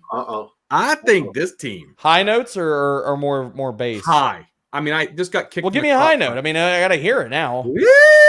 Don't get there me we go. started. See? Okay, listen. We can't just throw out terms like man meat and not explain to him what this comes from. I'm gonna play a quick clip of the first time I've met Bayou. We're not gonna like violate any kind of YouTube guidelines. No. We play this clip all the time. We're fine. This is the first time I met Bayou Bengal. He drafted Jelani Woods, and now our entire community refers to Jelani Woods as Mr. Man Meat. It's not. Let me show it. It's not. I set it funny. Up. Oh, great! Now it goes offline. There goes the man meat. Well, Ruh-roh. Technical difficulties, guys. So while we're waiting for... Oh, there's Disco. Did I crash the stream? I don't know. Oh, my goodness. What just happened? No? All right. We'll share. I think we're good. All right. We're back. Drafters. What the hell is going on, StreamYard? All right. Jeez, StreamYard might have had a brain fart. No, we're still live. All right. Okay. All right. But we're not going to play the man meat would have broken everything. Yes. It's got 2 discos. That high note just crushed us. I know. All right. Shit, that scared the shit. You can blame it on Bayou. Blame it on Bayou. I didn't. You brought up the singing, man. This is true. Okay, everything's back. We're done buffering. I'm done panicking. We're all right. So, Disco, what do you think about Snowman's team? Because I know, or Bayou, did you weigh in on it too? Yeah, Bengal, you're up. Yeah, I was just saying I really liked it. I'm saying like A-, man. This is one of those teams that I think I like almost every position. I'm probably higher on Kupp than DBro is, and that's okay. I really think there's going to be a big amount of regression for Puka Nacua. He's not going to have the season that he had last year. I think, Puka kind of started a little on the slow side anyway, and then when Kupp got hurt, that's when Puka came in and was his thing. I think he's still going to be good, but not where he was. I think Kupp is his guy. We can't forget that not too long ago, Cooper Kupp was like, he was the ham sauce, right? He was rocking and rolling. And then I just think he's going to be that good again with Tank Dell, Stephon Diggs tagging it up there with CJ Stroud. I like his tight end room. Theo Johnson, I think he could be a really good sleeper. I did a really good rookie piece on my on my channel about Theo Johnson. I think he's going to be solid. Calvin Ridley, I think, with D-Hop probably going to be injured. He might have a lot of injuries throughout the season, kind of getting a little old man status. His wide receiver room looks really, really good to me. I like his running back room. I have Bijan Robinson right now leading the league in rushing yards. I have him projected up there for that. I think he's going to rock that out. Kenneth Walker, even though it's a new regime there, a new coaching regime, new offensive coordinator, I think he's still going to be the man. And Will Levis, a big sleeper quarterback. I think he's a quarterback number 20 right now for me, right behind Justin Herbert. I'm really high on these guys. A- for me. Love the team, man. Respect on it, Bayou. Respect on it. 3 down running back, Kenneth Walker, per some of the coach talk. Yes, sir. I love it. I think it's a great draft. I'm just reading the chat. Snowman089 and Jason Calhoun are both saying reports today is Jelani Woods may be a cut candidate. Oh God, that would hurt my heart. I love Jelani Woods. Don't tell me that. Yep. I got a lot of exposure to Mr. Man Meat. But here's the thing, guys. I will pay zero attention whatsoever. So I'm just ignoring that. Zero attention to all the beat reporters because then it'll be Mo Alley Cox. I guess he'll be the new Man Meat. I mean, listen. If you draft based on what beat reporters say, your draft is already beat. So don't worry about it. I'm not listening to it. I love the draft. CJ Stroud, I'm anticipating a regression season, but you built around CJ Stroud properly. Will Levis, I mean, it's a good pick. I don't hate it. I obviously don't love it. He has good rushing upside, good value, good correlation with Calvin Ridley. The double stack with Tank down Stephon Diggs is nice. Cooper Kupp, I think he has just as much value as Puka Nacua. I think, relatively speaking, they both can have, 25 to 30% target share in that offense on a weekly basis. So I like both of them, a lot. The only reason why I have more exposure to Kupp is he's been a lot cheaper. Not lately. I mean, I was getting Kupp in round 3-4 when this tournament first started. That's where I was getting a lot of Kupp, but. What is his ADP? I just feel 16 is very aggressive. ADP currently is 18.4. That's so high to me. Yeah, it's definitely inflated. I was getting my ADP on Cooper Kupp is 28.3. 2 Texans, 1 Kupp. That's what he drafted. Nice. Yeah, it's a strong team. Top 5 wide receivers love it. Top 3 RBs love it. Your tight ends, I mean, Dallas Goedert is as safe as you can possibly get at the tight end position. Tyler Conklin, I will try to get less than 2 shares of him. Theo Johnson's one of my favorite rookie tight ends. Just situationally, I love his situation. I think he's going to be really, really good. That's I'm gonna throw one thing out there just to cap off that team, and I know this is probably a hot take. Bijan Robinson's my RB1 this year, so. I wouldn't say it's a hot take. I'd say it's very sound. I like it. So are you not worried about that coach speak of them saying Tyler Algier is going to be mega involved? Look, shit, no. There you go. Shit, no. And I'll say this, because if we have really good memories, which this is a sharp group, apparently, we're all keeping track of the news. Everybody will point to that Algier clip. I would like to point to reference point B. 3 or 4 weeks prior, whenever the clip that was making all the rounds on that week was how Bijan Robinson could be used, just like CMC. So it just depends on whichever talking point we want to sit here and gravitate to. You're right. Rabona King, to answer your question, we are drafting again, but it's going to be on Bayou Bengals stream at 8:30. I don't know if DBro is going to be there, but Bayou Bengals got a stream at 8:30 on his live stream. I would love to say I could, but I got to go handle stuff with the kids. Oh, it's totally okay. But I would love to hop on for another stream, like another night by you. Oh yeah, for sure. I mean, I'm sure you're gonna subscribe soon too. Sorry. I was doing a lot of subscribing and commenting before I got on here. I missed one. I'm sorry. He did subscribe to Sleazeball. Shout out to him. All right, let's look at Quasi. So Quasi, aka the 2-time, this guy's won first and second in one of these tournaments.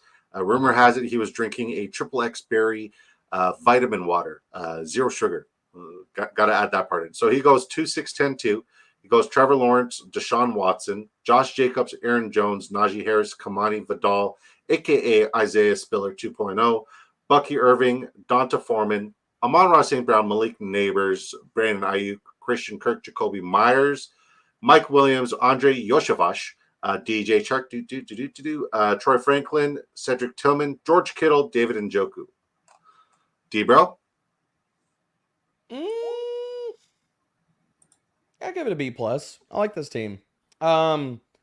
Good correlations as far as your wide receivers. I see the Detroit and San Francisco. We'll see what happens with Ayuk if he stays with San Fran, but I like it, man. Like, especially like the late correlations. I like the late picks because again, looking at what could possibly happening as far as the preseason and training camp. Yoshivas is a guy hyper athletic. I actually went back the other day and watched all of his all 22 from preseason and regular season. I think it's definitely made me pump my brakes on probably Jermaine Burton, who is my highest exposure as far as wide receivers go right now. I'm mixing in more Yoshivas, but I like the Yoshivas and DJ Chark picks late. Yeah, I mean, I think it's a really solid team. You got I'm not high on Josh Jacobs, but I think if the top 3 trio of those running backs hit or stay healthy, I think there's going to be a lot of good volume plays. Yeah, well, yeah. I mean, I'll give it a B or a B+. If you were going to go Watson, I would have liked if you'd have got another guy outside of Tillman, because I don't even think he's going to be in the starting lineup. But, never mind. I'm lying. So, did go with David Njoku. So, again, B+ here. Bayou? Yeah, I think this is the Game of Thrones of drafts, right? I think there's a lot of running back battles that's going to go on. And if it goes the right way, I think he's going to have – it can easily cash with this lineup. Josh Jacobs, I do have Marshawn Lloyd taking over that number 1 running back role from him by midseason. I strongly do. But if he's able to fend off Marshawn Lloyd, if Aaron Jones is able to fend off Ty Chandler, if Najee Harris is able to fend off Warren, I think this team can definitely cash and compete.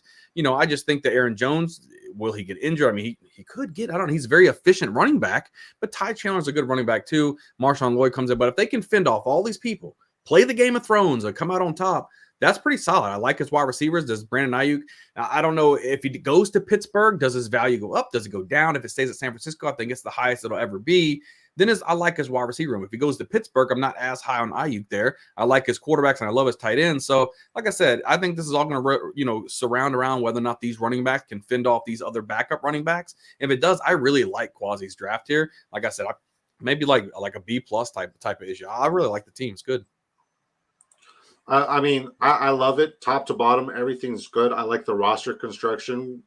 I mean, it makes sense. You made your investments where you made it. Mm-hmm. I think Trevor Lawrence and Deshaun Watson, both of them, Lawrence at a little bit of a discount, Watson at value. Njoku stack, love the Njoku stack. I'm not really paying much attention to necessarily the names at the end, but you're getting very unique combinations, right? You're not seeing a lot of people start off their drafts with Amon-Ra St. Brown, Malik Neighbors, and Brandon Ayuk. So if these 3 smash, you give yourself a unique advantage against the rest of the field. As for your running backs, Josh Jacobs, I don't hate. I also don't love. Aaron Jones, absolutely hate. Najee Harris, I like the pick. I prefer Jalen Warren, but I still like the pick. Your first 3 RBs are going to make or break this team, in my opinion. Your tight ends are solid. Your quarterbacks are very solid. Your wide receivers are tremendous. Your first 3 RBs will make or break this team. But strong stuff as always, Quasi. That's why you're him, right? That's why you've won first and second in one of these tournaments. Let's look at Sleazeball's lineup, guys. Did you guys want to make any more points there? No, I'm good. Shout out to James SEO for just being the nicest guy. Greg Kellogg had to run. See you later, Greg. Y'all, everyone, please be following DBro, one solid dude, full of my mind is a weapon man. Knowledge. Great guy. Shout out to James, man. Yeah. 2693. Did you meet James at the expo? I think we did. Yes, I talked to so many freaking people. I did meet James though. Yeah, he was with us when Bio and I introduced ourselves there. So he goes 2693. Patrick Mahomes, Brock Purdy, David Montgomery, Zamir White. Love the Zamir White pick. Chase Brown, Rico Dowdle.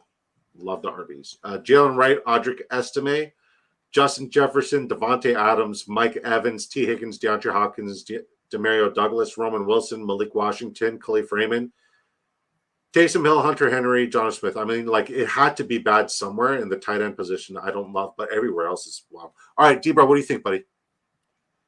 I like the team build. I mean, this is about as nice of a kind of a 0 RB team that you possibly could go with. The only thing that I don't like at all for this team is the fact that you didn't stack either one of your quarterbacks. While I like the construction, as far as the structure in which you drafted, I dislike strongly the fact that you didn't stack either one of your quarterbacks.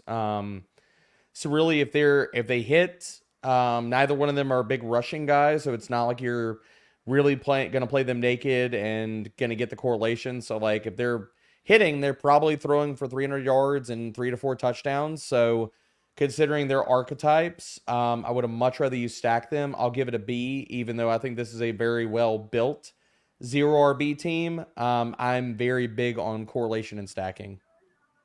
Bengal? Yeah, this is one of those teams where I'm going to say I like the team, right? But if what I'm predicting goes correct in this season, this team will have almost no points, right? And I'll kind of explain really quick for you. Zamir White, I've told you guys all the time, I just think I don't think he's going to be the running back. And I know you guys are pushing back on me so much, but I think that people are sleeping too much on Alexander and Dylan Laube a little bit too much. And I think it just wait. Did you say we're sleeping on Alexander Madison? Didn't we like see him face plant last year? Yes, and he's awful. He's absolutely awful. But then why are we sleeping on him? We should be fully like comatose on him. Right. Maybe the wrong word is just sleeping on him, right? You can go to sleep on him. I just think that the workload's going to be there enough to where they're going to share just enough where you're not going to see 16 to 18 carries a game from Zamir White. I could be wrong. I just think that's what it's going to be. Who's getting that early down work? Tell me, Bengal. Listen. I'm pushing back because I need to know. Like, I need to get this exposure I appreciate the pushback because I'm all in on Zamir White. I have like the top 5 RBs. There is no analytical data that is going to back up what I'm saying. None. This is all gut. All right? It's all vibes. We got vibes. There's no analytical data out there whatsoever. Maybe because I put a lot into my Dynasty League on Alexander Madison last year and he just didn't work out. That could be part of it. So you're doubling down on the shit investment? No, because I don't want Alexander Madison either. But Chase Brown, Zach Moss, he's going to be the man. Chase Brown ain't doing cock-a-doodoo. You hear me? 16 to 18 carries a game from Zach Moss. It's happening. Put it in the bank. Chase Brown, gone. I feel like Zach Moss is this year's Alexander Madison. Listen, I 100% agree with you. Listen, I need apologies at the end of the season, okay, guys? Hey, guys, clip it. We'll keep receipts. I love it. Look, if I miss, I will own it. I will own it. Me too. If I miss, hey, it is what it is. Cash it to the bank, right? But still, Rico Dowdle, is he going to share a lot of those touches? So there's a lot of things. And then my biggest one, T. Higgins. My biggest stay away of 2024 is T. Higgins, right? Let me tell you why. T. Higgins right now, he wants a new contract. He ain't going to get it from the Bengals. He's playing for another team. And he's already said if he stubs his toe, sprains his pinky finger, he's gone. He's sitting out. He's not going to play. He's not going to be on the field. He's not. It is what I think it's going to be all Chase and a lot of Jermaine Burton and none of T. Higgins because he's going to be on the sideline too much. So I don't think he's going to give you the points that he wants. But if all goes well, it's a good team. I just think if what I predict goes right, this team's going to score a lot of zeros, man. My 30% Jermaine Burton is very happy you just said that. I love it. Love it. I like Jermaine Burton a lot too. I'm going to say I like everything you did, but to tail off of, and this is very unlike Sleazeball because like he's like correlation nation. He'll get 4 levels of correlation very frequently. He likes the correlation. It's a very good team as far as drafting for structure. Like this is a very pretty 0 RB team. I agree. I think if this was a super flex, I'd like this team a little bit more because, stacking isn't as important, but like you could still get, a late Juan Jennings instead of a Malik Washington. You could still get a late Kadarius Toney or Justin Watson instead of a Khalif Raymond. There's still opportunities and possibilities to get correlation. I mean, Patrick Mahomes, I haven't projected as, QB 1 or 2 this year, right? So I don't think it's bad to have a naked Mahomes, but it would make sense to get some sort of correlation. Other than that, man, it's strong stuff. Just force the correlation at the end if you have to, especially as a flyer pick. All right, we got one more before we look at yours and then mine, and then we'll do a duck race if you still have time. I'm good. Huron River Rats goes 2783. Lamar Jackson, Matthew Stafford. Running back, he goes Kyron Williams, Ramondre Stevenson, Raheem Mostert, Tajay Spears, Blake Corum, Braylon Allen, Will Shipley. Wide receiver, he goes CeeDee Lamb, Devonta Smith, Christian Watson, Romeo Doubs, so a little double stackage there. Darnell Mooney, Jalen McMillan, Devontae Walker, and Whittingham, who's getting a lot of buzz right now after his last preseason game. Mark Andrews to go with Lamar Jackson, Colby Parkinson, and Juan Johnson. DBro. I'm looking to the team. I'm curious if Huron was hoping to get Jordan Love, considering the double stack right there. Yeah. I'm guessing probably was. I like this team. Lamar Jackson's got Mark Andrews, Tez Walker, Stafford is, you got Whittington there and Parkinson. Yeah, I think it's probably like a B plus for me. Good. I mean, you're investing in certain offenses. I think like as far as like the stacking partners, I mean, big investment in the Rams with this team. Got some tertiary guys. It looks like a team like where probably was leaning on like certain stacks and had to pivot. Just kind of looking at what he did with his team. I do like the Dallas and Philly correlation late season. Guessing the two Packers probably was going to go for Love, maybe got sniped or something like that. But no, I mean, I like this team, as well as, again, like leaning into correlation. I see the Philly and Dallas and stacked up both as quarterbacks. So yeah, B plus. DBro, are you worried at all that Blake Corum could eat into Kyron Williams and be a RB1 for your team, or no? I'm not, in the sense of how I'm envisioning that backfield. Now, I think Blake Corum, they drafted him because if you looked at the rest of that running back room, it was bad. Yeah. So they needed to get a guy, as well as you look at how I think that backfield plays out. I still think it's Kyron's backfield. I think he's probably going to be a 65, maybe 70% snap running back. I don't want him to play 90+% of the snaps, considering his size, and none of us should want that, considering we want him available for the entirety of the season. Yeah. And so I look at Corum as he is the player that when they're in positive game scripts, if their defense does play good and they're leading late in games, he is the guy that's going to salt the clock away. He's the late game hammer. He is the player that I can't talk. He is the player that protects Kyron Williams from going into that 25, 23 touch per game type of zone. Yeah. I think that if you want Kyron to stay healthy, you keep him in that 17 and 19 touch zone, and some of that is spread over the pass game. So I don't think Corum is a guy that's going to just capsize or take the ball, take it away from Kyron. I also was lower on Corum as a prospect, just looking at the entirety of his prospect profile. So and again, I'm not against, and I made this epiphany as I'm going through it. Like, he drafted both Kyron and Blake Corum, correct? I'm not wrong? Yes, right. So looking at that, like, I know a lot of people are going to say you don't handcuff your top end running back, but the other side of this is we can get weird and wild in some of these best ball drafts, and going with, say, an A-Chan and a Jalen Wright, like going with a Kyron and a Blake Corum, because if Kyron misses 2 or 3 games, we know that Blake Corum is going to be in there, and he's going to be probably a player we're ranking as an RB1. Yeah. So really, you're just saying, out of those two backs, I have a definitive RB1 that's going to put up 18 to 20 points every single week, and I'm not against getting weird in the build with that either. Yeah, I'm right there with you too. And like I did with all my film study on Blake Corum, it's kind of weird. I think he has such good vision, man. His cutback ability is so freaking good, and it did worry me a little bit. I think Kyron, like you said, I think it may cut into a couple of his carries. I still think Kyron's going to be the workload, and for the whole team, I like the team in general, up and down. I think the quarterback room looks really, really good. I like his running backs, Kyron and Ramondre. As long as Raheem Mostert can stay healthy, I think he's going to be really, really solid here. I like his wide receivers and his tight ends as well. B+ for me, really, really easy. And I do like Kyron Williams this year too. So, but yeah, I was just wondering what your take was on that. So yeah. Let's go. Mm-hmm. I love it. I just wanted to acknowledge the chat. No Cap Max says, by the way, pretty sure Madison sleeps with his socks on. Great comment. I love that comment. I had to pull that up. That's beautiful.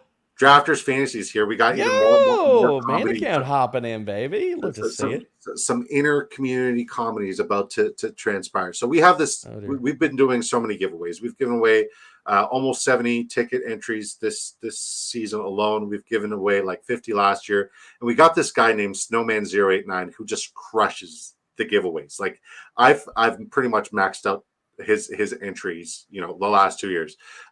He's asked drafters if they're getting into the duck race. Drafter says, Snowman 089, there's no point. We know you are winning. So that little interaction while you guys were having your back and forth made me very happy. As for this draft, I don't hate it. Shout out to B. Kurt from Spike Week. He calls it cucking your running back or cucking your tight end by getting Kyron Williams and Blake Corum in the same room. I don't love it because it limits your ceiling, but if you are going to do it, it's not handcuffing your guy.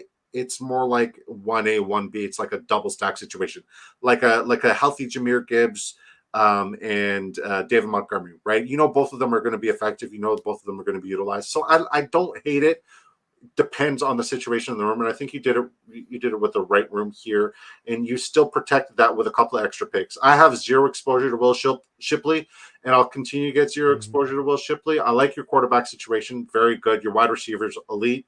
Your tight ends, you got one elite, one guy who's unproven, and one guy who's probably not going to be very healthy. And even if he is healthy, how often is he going to be utilized? If I'm going to get exposure to a tight end in New Orleans, I'm personally going to get Dallin Holker, or at least in a super flex, I'll get Taysom Hill. But other than that, I'm giving this a B, a solid B, because you have strength everywhere. There's no weaknesses. So I really like your draft. I can't believe Kenneth Gainwell is not getting drafted, and Shipley is. I don't think Gainwell ever gets drafted, and I think he's the running back, the next up over Shipley, in my opinion. But I just think it's going to be a mess. I think if Barkley goes down, it's going to be like a full blown committee. They might pass more, and I think you're probably going to see Shipley and Gainwell, and probably just cancel each other out. That's one of the situations where I'm not drafting much of either guy, because I think that's one of the situations where we have too much confidence that we know what the RB2 or the handcuff is on that team. We're probably wrong. Yeah.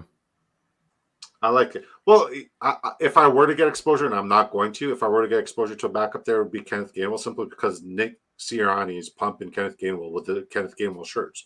Like, he doesn't really support anybody else with a shirt that has a certain player on it. He likes Kenneth Gainwell. The head coach is a Kenneth Gainwell fan. But regardless, I'm not leaving the draft with any one of those guys. Shirt correlation. I'm old enough to remember when Sirianni was hoisting up Jalen Hurts threads back in the day when everybody was hating on Hurts. Although that's gone. That's not the popular thing. OG Hurts stand here. I know. All right, DBro, let's look at your lineup. You go 3-6-8-3, very safe roster construction. You go Jaden Daniels, Caleb Williams, Drake May. Running back, you go Christian McCaffrey, Devon Achane, or as Sleazeball likes to call him, Achane, J.K. Dobbins, Marshawn Lloyd, Khalil Herbert, Kendre Miller. Wide receiver, DK Metcalf, Terry McLaurin, Chris Godwin, Roma Dunze, Jackson Smith and Jigba, Gabe Davis, Javon Baker, Johnny Wilson. Tight end, Pat Fryermuth, Cole Kmet, and my guy, Ben Sinnott. Where would you – so typically people don't grade themselves. Is there anywhere that you would think in hindsight, like, I'd have liked to done this instead of done that? Like, hindsight being 2020, where would you have changed this draft if you would have changed it anywhere? I would have taken a tight end. I would have taken a tight end, whether it was I'm trying to parse in my mind where I was at with this. I would have taken a tight end either the round 5 pick. Missing out on that elite tight end run is not something that I really want to do.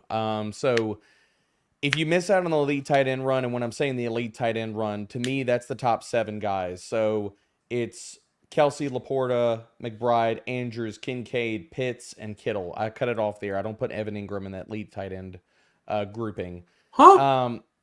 Oh, sorry. Yeah. Sorry. No. We can talk about it. We can talk about it. But I really would have wanted to get Andrews or Kittle there, and not getting one of the elite tight ends there. I thought I could get Kittle, hopefully with that round 6 pick, but he didn't make it to me. So the tight ends kind of went a little bit, not to say early, but I was really hoping to get the end of that tier, like Pitts or Kittle, to fall to me. So I wish I would have grabbed one of the tight ends there. But I mean, outside of that, maybe I pushed RB3 a little bit, but I felt like I needed to kind of get exposure to tight ends where I did, because after missing on the elite tight end tier, I really felt like at that point, going with 3 tight end build is probably the way that I'll go if on any of the teams that I miss out the elite tier. I like the correlation. I love what you did there. You've been talking a lot about Pitts. And I don't know if you like him or not, but I love Pitts. Love Pitts. This will be for a different night and different show. I don't love Pitts. Why? Okay. So let's talk it now. Let's talk it. I mean, we bring it up. Like, I'm not going to tease the people. Let's talk it now. All right, let's do this. All right. We got to get this. Is this one better? No, that's way too close. Oh, God. Oh, right. Man. Ah! All right. So humor me. Other than, 1 year with Washington, I'm trying to remember the dude's name. Other than TJ Hawkinson, who did Kirk Cousins make fantasy relevant at the tight end position other than that one rookie from Jordan Reed, other than Jordan Reed in Washington? Who did Kirk Cousins make fantasy relevant at the tight end position other than Hawkinson? So I'll push back on it. Who are the other scrubs that he played with outside of those guys? But because targets are earned and talent dictates target shares. So if you're not very good, I see that this is maybe just a fundamental difference in process. I don't ever subscribe to quarterbacks like this or quarterbacks like running backs or tight ends. I subscribe to talent dictates targets and targets are earned based off of talent. So for me, that's why I look at Jordan Reed earned targets and so did TJ Hawkinson. Who are the other guys that he played with that were tight ends? Yeah, they were all bums, but I'm not saying. Well, then he's supposed to elevate a bum? No, well, that's not what I'm saying. I'm saying Kyle Pitts. I'm saying Kyle Pitts is a bum, right? Why? How? I'll get there. So I'm not saying Kirk Cousins likes to target X, Y, or Z. I'm saying maybe TJ Hawkinson was just really, really good at football and a very, very exceptional good tight end. And Kyle Pitts situationally should have been set up for success, but his best case of success still is him falling short. If we're looking in PPR format, we're looking and drafting a guy who's done absolutely nothing over guys who have proven time and time again to be good, reliable tight ends. Evan Ingram, PPR format, spectacular tight end, should have an increase in red zone targets with Calvin Ridley being gone. Okay. So Evan Ingram should go ahead of him. I don't hate Kyle Pitts. I hate where he's currently being drafted. I hate the inflation, the same way I hate Zay Flowers' inflation and where Zay Flowers is being drafted. But that's a different chat for a different story. He's going ahead of guys of Jake Ferguson, who has proven to be reliable. He's improved drastically from year to year.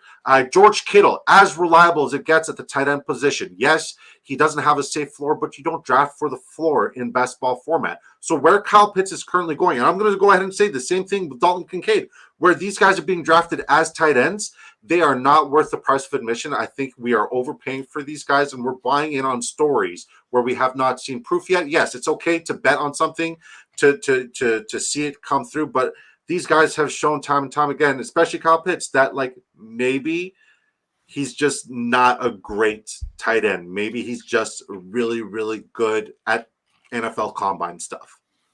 So I'll push back about it because we have seen Kyle Pitts actually be good. Now I understand rookie season, but here's the other thing. After the season was over, didn't we also get the news that Kyle Pitts was nowhere close to healthy for the entirety of the season?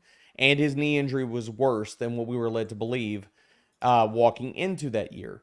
So, and if you look at the other metrics that I care about, Kyle Pitts in 2022, amongst all tight ends with at least 20 targets, where was he at? 9th in yards per route run. One of the stickiest metrics that I love for tight ends specifically. And if you go down this metric, this tells you all you need to know about actualizing upside at the tight end position, and that's yards per route run against man coverage. I'll just read you off the top 10 of this list, guys. Okay, amongst all guys with at least 12 man coverage targets last year, George Kittle, TJ Hawkinson, Evan Ingram, pretty good list so far. Travis Kelce, Sam Laporta, David Njoku, Jake Ferguson, Trey McBride, Mark Andrews are the top 10 of that list. The name I did not, and this is last year, the name that I skipped over, who is also in that list last year, was number 6, Kyle Pitts, right behind Sam Laporta. So the talent is still there. The target, because here's the thing.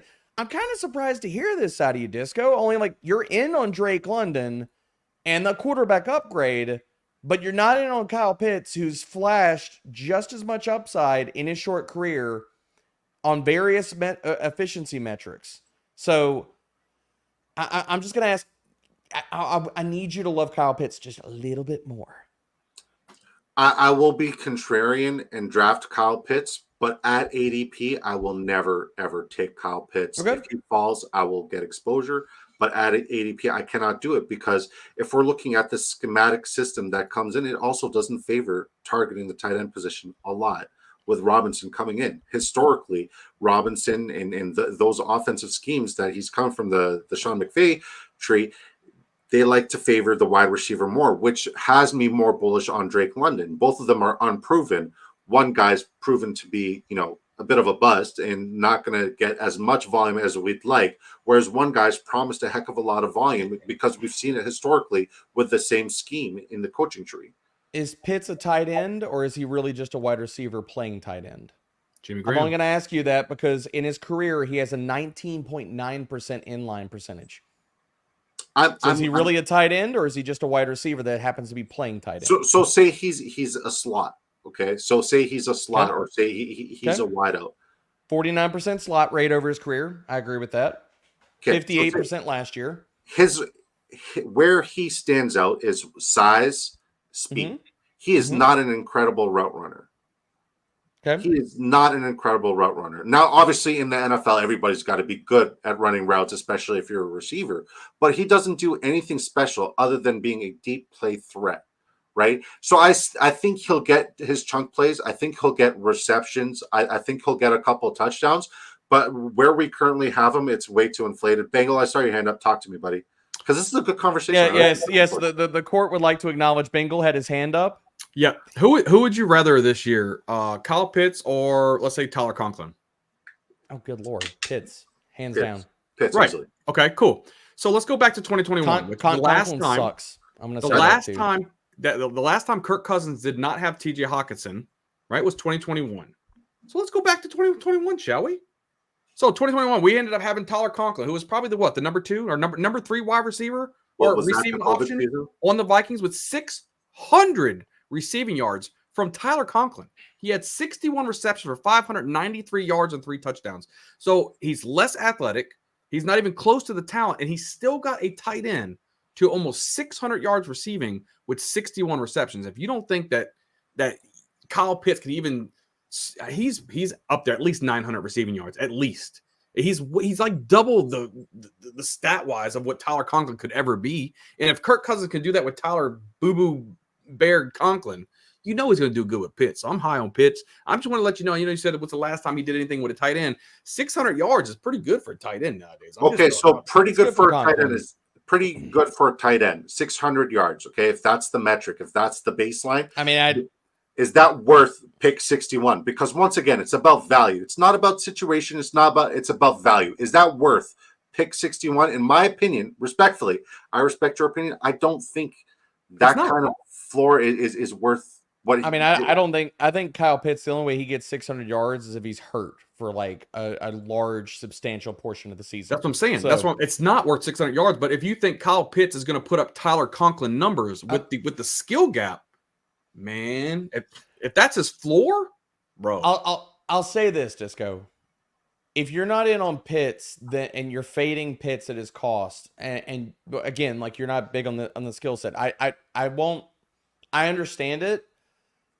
Then what are your thoughts on Darnell Mooney? Because if you're because this target tree is so consolidated for Atlanta, and to me, it's like you could be over the moon, and we talked about Drake London, and that's fine. But to me, Kirk Cousins being the pocket passer, the increase in volume, if you're fading Pitts, I feel like then you need to be higher because the fading of Pitts, somebody else is going to pop off in this offense unless you just think like it all runs through Drake London and Bijan Robinson. I'm kind of curious, like, what is your vision for this entire offense if you're off of Pitts? Like, are you higher on Mooney? Is it Bijan? Like, what's your attack plan if you're fading Pitts? I don't think Mooney is going to be absolutely tremendous or spectacular. Rest in peace to Rondell Moore's career, because that guy looks like he's fighting for his football career, which is absolutely injuries tragic. Suck, man. Yeah, injuries are awful. Trust me, I know. Once again, guys, don't hear what I'm not saying. I'm not saying I think Kyle Pitts is going to be awful. I think Kyle Pitts is being drafted ahead of guys who I have projected to perform better. Currently, where Kyle Pitts is going, I cannot pay that price because I have guys projected to outproduce him at ADP. So I would much rather invest in an Evan Ingram over a Kyle Pitts. I would much rather invest in a George Kittle over a Kyle Pitts. The only guy who I would say I'm on the fringe about is Ferguson because, like I alluded to earlier, I'm completely out on the Dallas Cowboys offense. If Kyle Pitts falls 5, 6, 7 picks past ADP, yes, I'll smash that pick because I think he still has a great value. But currently at ADP, where people are taking him and how people are overreacting based on the simple notion that there's a new quarterback there and everything's going to be fixed that we've seen in the past with Kyle, I think we should temper our expectations and only draft him if he falls. And I know Bengal and I don't want to shift this off, but I mean, if anybody has any further Pitts thoughts, I mean, interrupt me. But I know we were fighting about Evan Ingram. My entirety thing about Evan Ingram is that whenever Christian Kirk was healthy, Evan Ingram was not an elite tight end. Could he do that this year? It's possible, but if you look at the splits with Kirk on and off the field, it is a massive, massive difference. Like weeks 1 through 12 with Kirk playing, 21% target share, 1.5 yards per route run. He was the tight end 7, and he was averaging 47 receiving yards per game. Now you look at no Kirk, I mean, he went to the damn moon. He got a 25% target share. His yards per route run climbed to 1.8. He was averaging 73 receiving yards per game, and he was the tight end 1 in fantasy, averaging 19.5 fantasy points per game. So with the infusion of the other weapons in this offense, I do think it's going to be Kirk and Ingram leading the way, but I think Kirk is the wide receiver 1 for this team. I think Gabe Davis and Brian Thomas Jr. fill a field stretching role, and I think they're going to kind of cannibalize each other on a weekly basis. I just don't think Ingram is a truly elite tight end looking at the splits from last year, although I do think that he deserves to be drafted where he is going. I just don't see the elite ceiling if the other options in this passing attack, namely Christian Kirk, stays healthy.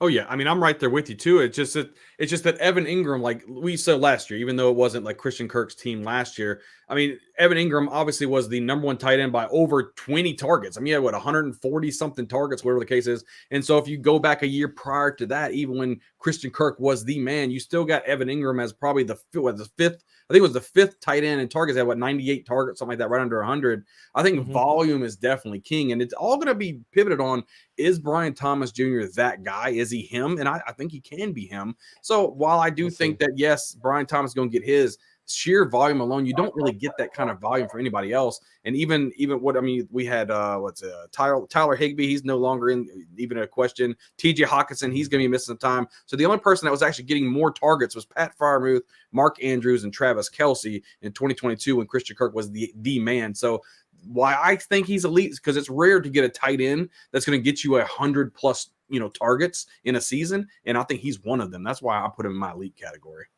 Okay. I don't hate it, man. Back to the team. I mean, tell me what y'all hate about the build.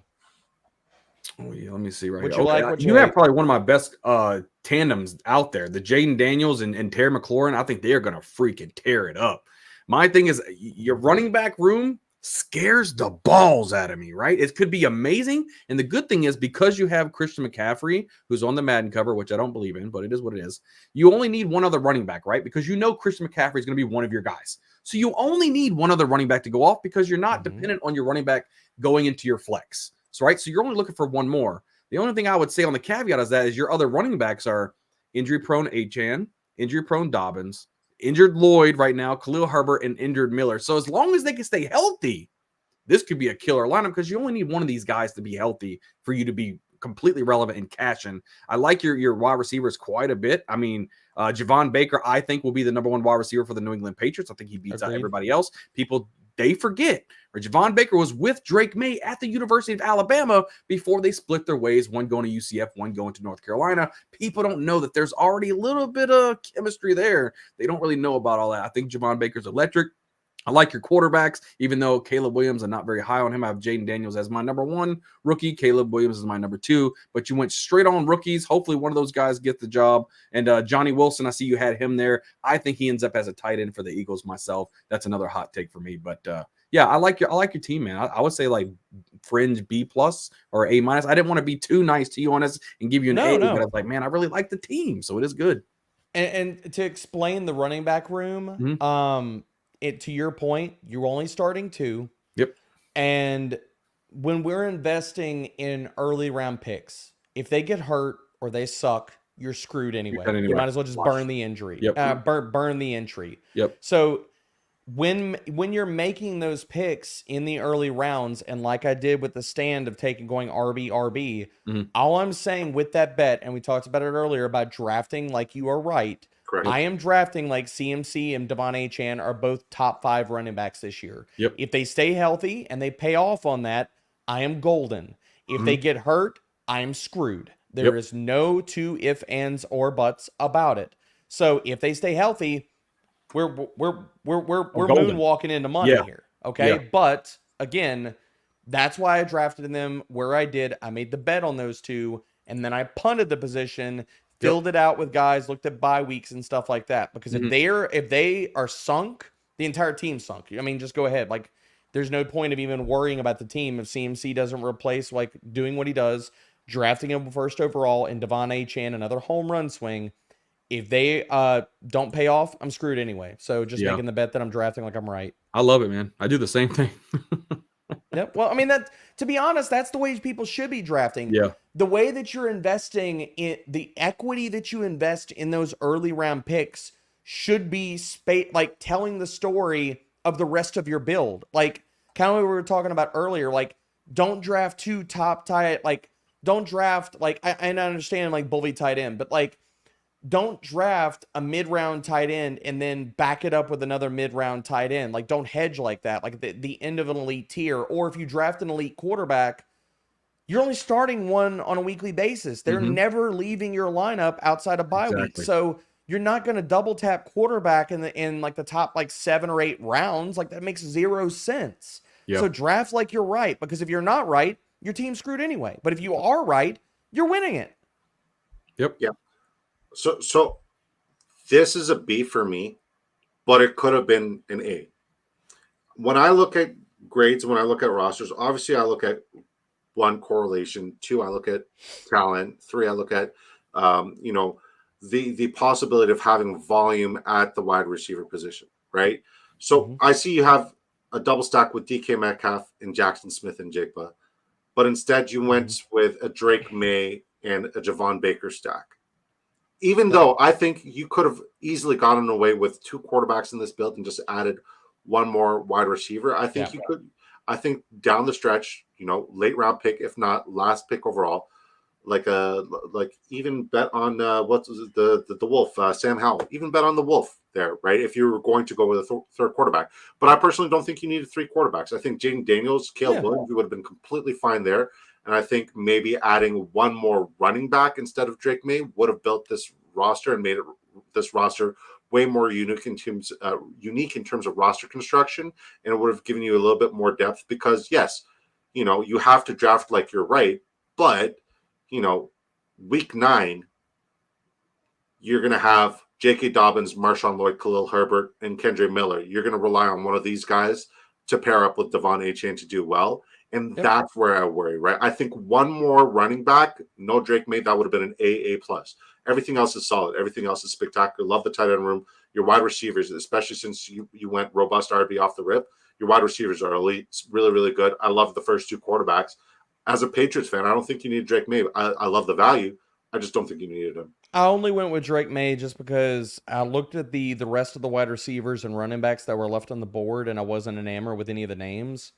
So I felt like with the build, I went 3rd quarterback only because of the late season variance, things like that. Like, I agree with you. I could have gotten away with 2 quarterbacks, especially double tapping them where I did. Yeah. I only went that way because I did grab Baker and going with the week 17 correlation of New England versus the Chargers. So I kind of leaned into that a little bit too. So your round 18 pick, you got Kendra Miller at a delicious value, and you said something, right? You said, Yep. Alvin Kamara. I think his break tackle ability is gone, right? Mm-hmm. Nobody's drafting Jamal Williams anymore, right? If Alvin Kamara is gone, Jamal Williams is still in the mix. So you could have even gotten a double stack with Kendra Miller and Jamal Williams. Could have. And had a very unique build. But like, it's sharp stuff. Clearly, you're one of the best in the business. You know your stuff. With that being said, let's look at my lineup. Professional transition. I know, right? Gotta love it. Gotta love it. That's nice. We go 3-6-8-3. Kirk Cousins, Justin Herbert, Justin Fields. Running back, James Cook, Jalen Warren, Brian Robinson, Roshan Johnson, Justice Hill, Eric Gray. I had to buy in on the Eric Gray hype, especially with the Tracy injury. Wide receiver, Drake London, Puka Nacua, Keon Coleman, Lad McConkey, Tyler Lockett, who I think is one of the best values in best ball, Jahan Dodson, Xavier Legette, Jalen Hyatt. Tight end, we went with the bully tight end, and we actually added Mr. Man-Meat, who's apparently a cut candidate. We're not going to play the Man-Meat clip. Travis Kelce, Sam Laporta, and Jelani Woods. All right, guys, be honest. Be mean if you have to. Go ahead, DBro. Have fun. I think it's a B for me. I like the build. I like the team. I like where you went with the running backs.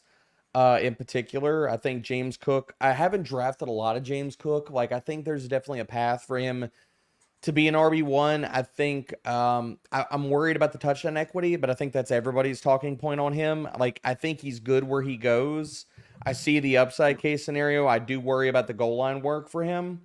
But I do like the shots that you took at running back. After seeing preseason week 1, I am higher on Khalil Herbert than I am Roshan. Just seeing that Khalil Herbert did get the work inside the red zone. When DeAndre Swift came off the field, you saw Herbert getting carries inside the goal or inside the red zone. He got, I think it was like 2 or 3 carries inside the 5 or the 10. So we'll see if that continues to be a thing for the rest of the season. But overall, I like the team. There are some other shots that, like, I'm not in on Jahan Dotson. I'm worried about Legette just because of the depth chart for Carolina. Can he ascend? It's possible.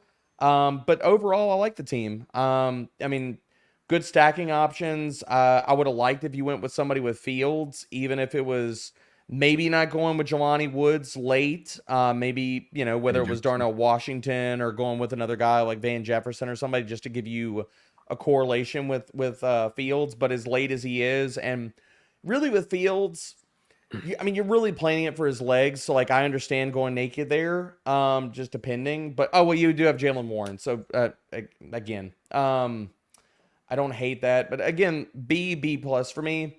I think that where this team can be put over the top is if Justin Fields is the starter. Because I've said this on multiple spots. Like, if we knew Justin Fields was a starter, boys, tell me this. If you knew Justin Fields was going to be the starter and he was starting all the games for the entire season, tell me how he wouldn't be a top 12 quarterback in your rankings based off of the rushing. I can't. Like, he would be top 12. Like, easily. He should be top 12 easily. Yeah. That's so I think he's a fantastic pick, and especially giving yourself upside late in the draft. I love him from that perspective. So, again, the more and more I talk about this team, I think it's B+ for me. Oh yeah, I mean, I'm easily going B+ myself. I like it, and what's funny is they just had some reports. I just kind of looked it up a little bit that Jelani Woods, if he is cut by the Colts, the one team that's really going to go hard at him is the Chargers, and you've got Justin Herbert here, and you got Jelani Woods. So, and they really give me that variance, baby. They need it to me. Yeah, so if you can get Justin Herbert with Lad McConkey, and then you're going to have Jelani Woods on that team, this could be really good, man. So I don't know. I would like him on the Chargers, to be honest with you, if that happened. But overall, I like your quarterbacks, man. Again, I'm not a big Justin Fields guy. I really don't see him seeing the field. I think that Russell Wilson's going to have it the whole season, but it could happen. And if it does, it's going to be fantasy football gold. Everything else looks really, really good, man. I like your running back, your situation, especially the top 3 guys, and everything else looks really good. I say B+ for sure, man. Good job. I appreciate you guys being nice to me on my stream and stuff. And I would be mean to you if I thought the team was garbage. I mean, I tell you, it's true. So let me be honest. And sorry, I'm just trying to set up the duck race right now. Let me be honest, okay? that Jelani Woods pick was an absolute panic pick because I was going to go with the 7th running back. I was going to go with Miles Sanders because if you guys know me, you know I like getting Miles Sanders in round 20. I've been doing a lot of it. I've been anticipating my guy Brooks to be out and to be injured. And he is going to miss some time on the pup. So I love Miles Sanders. I was trying to get Miles Sanders, and then I got sniped by Doug Sports, and I was chit-chatting so much, and I said, well, Jelani Woods is available, and I've been getting a lot of Jelani Woods, so I might as well get him. All right. Do you know the only pick that I absolutely hate, Disco? If you want to hear my hate? Yeah. There's no way in hell I can draft Keon Coleman at that spot. That's the Really? only pick that, yes, I'm not in on Keon. So let me ask you a question. At all. Let me ask you a question. Mm-hmm. If you knew CJ Stroud as a rookie was going to be spectacular, and if you knew that Tank Dell was the guy he wanted, and you knew that connection was going to be absolutely spectacular, would you not have, and you got that information where he's like, I'm handpicking Tank Dell because that's my guy. I want Tank Dell. Would you not have invested a little bit higher in them last year? I mean, I did invest a lot in Tank Dell. I saw him down in Senior Bowl. He was cooking dudes. So I love Tank Dell, but I think there's some very difference. There's a lot of difference in how I see Keon Coleman as a player. I think Curtis Samuel, if Dalton Kincaid doesn't lead that team in targets, I think it's going to be Curtis Samuel. I'm not high on Keon Coleman, the player. I think if he pays off, it's because of red zone and touchdowns, but I don't look at him in his skill set, who he is as a player, as being a high-end target share earner. I really think it's going to come down to touchdowns. So it wasn't necessarily the buildup wasn't necessarily a direct player comp between Tank Dell and Keon Coleman. Yeah, I mean, you're saying Josh Allen picked him, and that's why we should be high on him, right? I'm saying I'm buying in on that storyline. I like the tool set. Yeah. I like that he is an exact replica of Stephon Diggs. Yeah. Let's remember, Stephon Diggs was not a highly touted, highly sought after wide receiver when he was a rookie. They have the exact same profile. Just one of them has a better head on their shoulders. I like Keon Coleman, and I like the fact that Josh Allen, one of the best quarterbacks in the NFL, wanted him there. My only pushback is if Josh Allen was watching his film and wanted him there, I would have to say that Josh Allen needs to go get his eyes checked.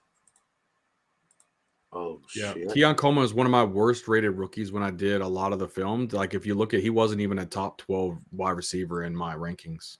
I can make you a really decent case that Johnny Wilson actually has a better prospect profile than Keon Coleman. Don't start with the Johnny. Okay, I mean, another clip, guys. You wanted some of the hate, so I mean, I'm telling you the real. Like I asked for it. I need it. I need it. I love it. Clip it. We keep receipts. I love it. DBro, thank you so much. Somewhere Pat Fitzmaurice's ears and his loins are tingling because I'm talking about Keon Coleman this much. So. Oh man. All right, guys. I need a bunch of quackheads. Duck race. We're giving away a ticket. 69 seconds. You guys know the rule. There's no reason for 69 seconds except for I'm just immature. So I need a bunch of quackheads in the chat. Hit me up with a quack. It's a nice time. Yeah. Appreciate that. So this is the duck race, right? This is how we do our giveaways. So what do I get when I win? Free entry into the Drafters MillionIII. Did you want me to enter you? No, I'm just giving you shit, Disco. Oh, okay. It's all good. No, give it to the subs. Give it to the community, bro. Right. I don't need this. I already got plenty of action. You get him shit. He asked for it. Yeah, he did. Disco called down the smoke. He did. I love it. I love it. Bunch of quackheads. If you can't give your friends a hard time, then who the hell are we supposed to give a hard time in this world? Come on. Amen. I mean, just real. All right, hold on. I gotta edit it. I gotta add in Clint. DBro, what's your take on sweet tea? You like it? No, I'm not a tea guy. Oh, I guess you're just like not a tea guy. It is what it is. Not a tea guy. I'll drink the occasional Arnold Palmer, but yes. Outside of that, and considering I'm from Louisiana and I live in Texas, I know that I'm going to get canceled because of that take. But it's just not my thing. What part of Louisiana? Oh, originally, I mean, I lived in Baton Rouge, between Baton Rouge and New Orleans, for the longest time. Well, speaking of, I mean, are you in Louisiana? Not now, but I'm born and raised in Louisiana. I lived in Slidell, Louisiana, right above New Orleans. Oh, my man! I lived in Prairieville, Gonzales area, in between BR and NOLA, baby. I'm actually not to side tangent this too much because I know Disco is about to duck race here, but nobody outside of you, Bayou, would know where the town of Alexandria is. So that's where I'm born and raised. Absolutely. Yep. Makes me want to do some fist action, right, Disco? You like that fist action? No, Anyway, good Lord. It's so weird that you keep talking about fisting. It is what it is. Surrounded by a bunch of men. I got socks on. It's not weird. I mean, right, you know, different strokes for different folks. It's all good. All 5 fingers, maybe 10. Who knows? All right, Rabona's in. All right, guys. Okay, we'll get Latomsky in there. Is Latomsky in there? Okay, guys, that's it. It's closed. Oh, no cap, Thibodeau. Shout out to Louisiana in the chat, baby. Oh, yeah, love to see it.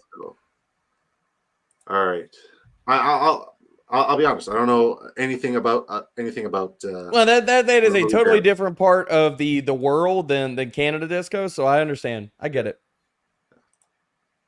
On your marks, get set, quack me up. Let's go. All right. So the trick is to do well in the duck race.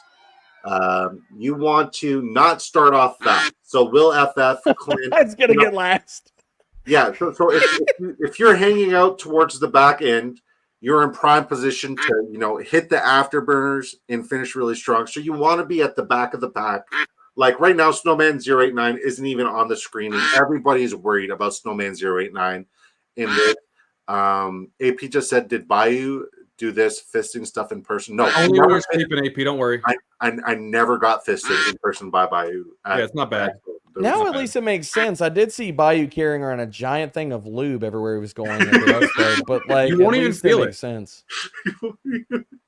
What's up, Jamie? Good to see you, buddy. Thanks. I mean, at 3 a.m. at George's, a lot of stuff happens, man. That's all I'm gonna say. Facts. We're so sheltered here in Canada. All right, James SEO with the late push. Let's go. Oh, let's go, James. Snowman finishing in second. Come on, James. Run it, baby. Run it. Woo. Let's go. Hey. You'd love to see it. Love to see it. DBro, that was absolutely amazing. Guys, don't go anywhere. We're going to buy Bengal stream right now, and we're going to hit them with the hashtag disco raid like this. The raid scene is absolutely biblical on Bio Bengal stream, guys. Hashtag disco raid. We're going to Bio Bengal stream right now. He's doing another one of these drafts. He's probably going to do a couple of drafts tonight. Shout out to Bio Bengal. Shout out to Sleazeball. Shout out to the Sports Affiliation. And obviously our special guest, DBro. Please let the folks know what you got going on. Obviously, everybody in here knows you and worships the freaking ground you walk on. But please let the folks know what you got going on. And thanks again for popping by. This is incredible. Oh, guys. I mean, thank y'all for having me, man. It was so good to meet everybody. And Bayou, just had to hit that sub button. So that's what I was doing while Disco was filibustering for me.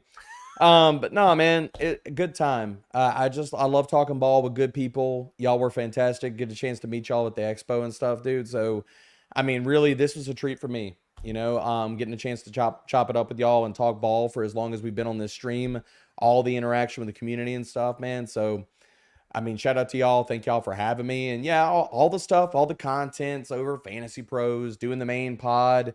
Our draft kit is live. So if you're doing drafts, fantasypros.com/kit.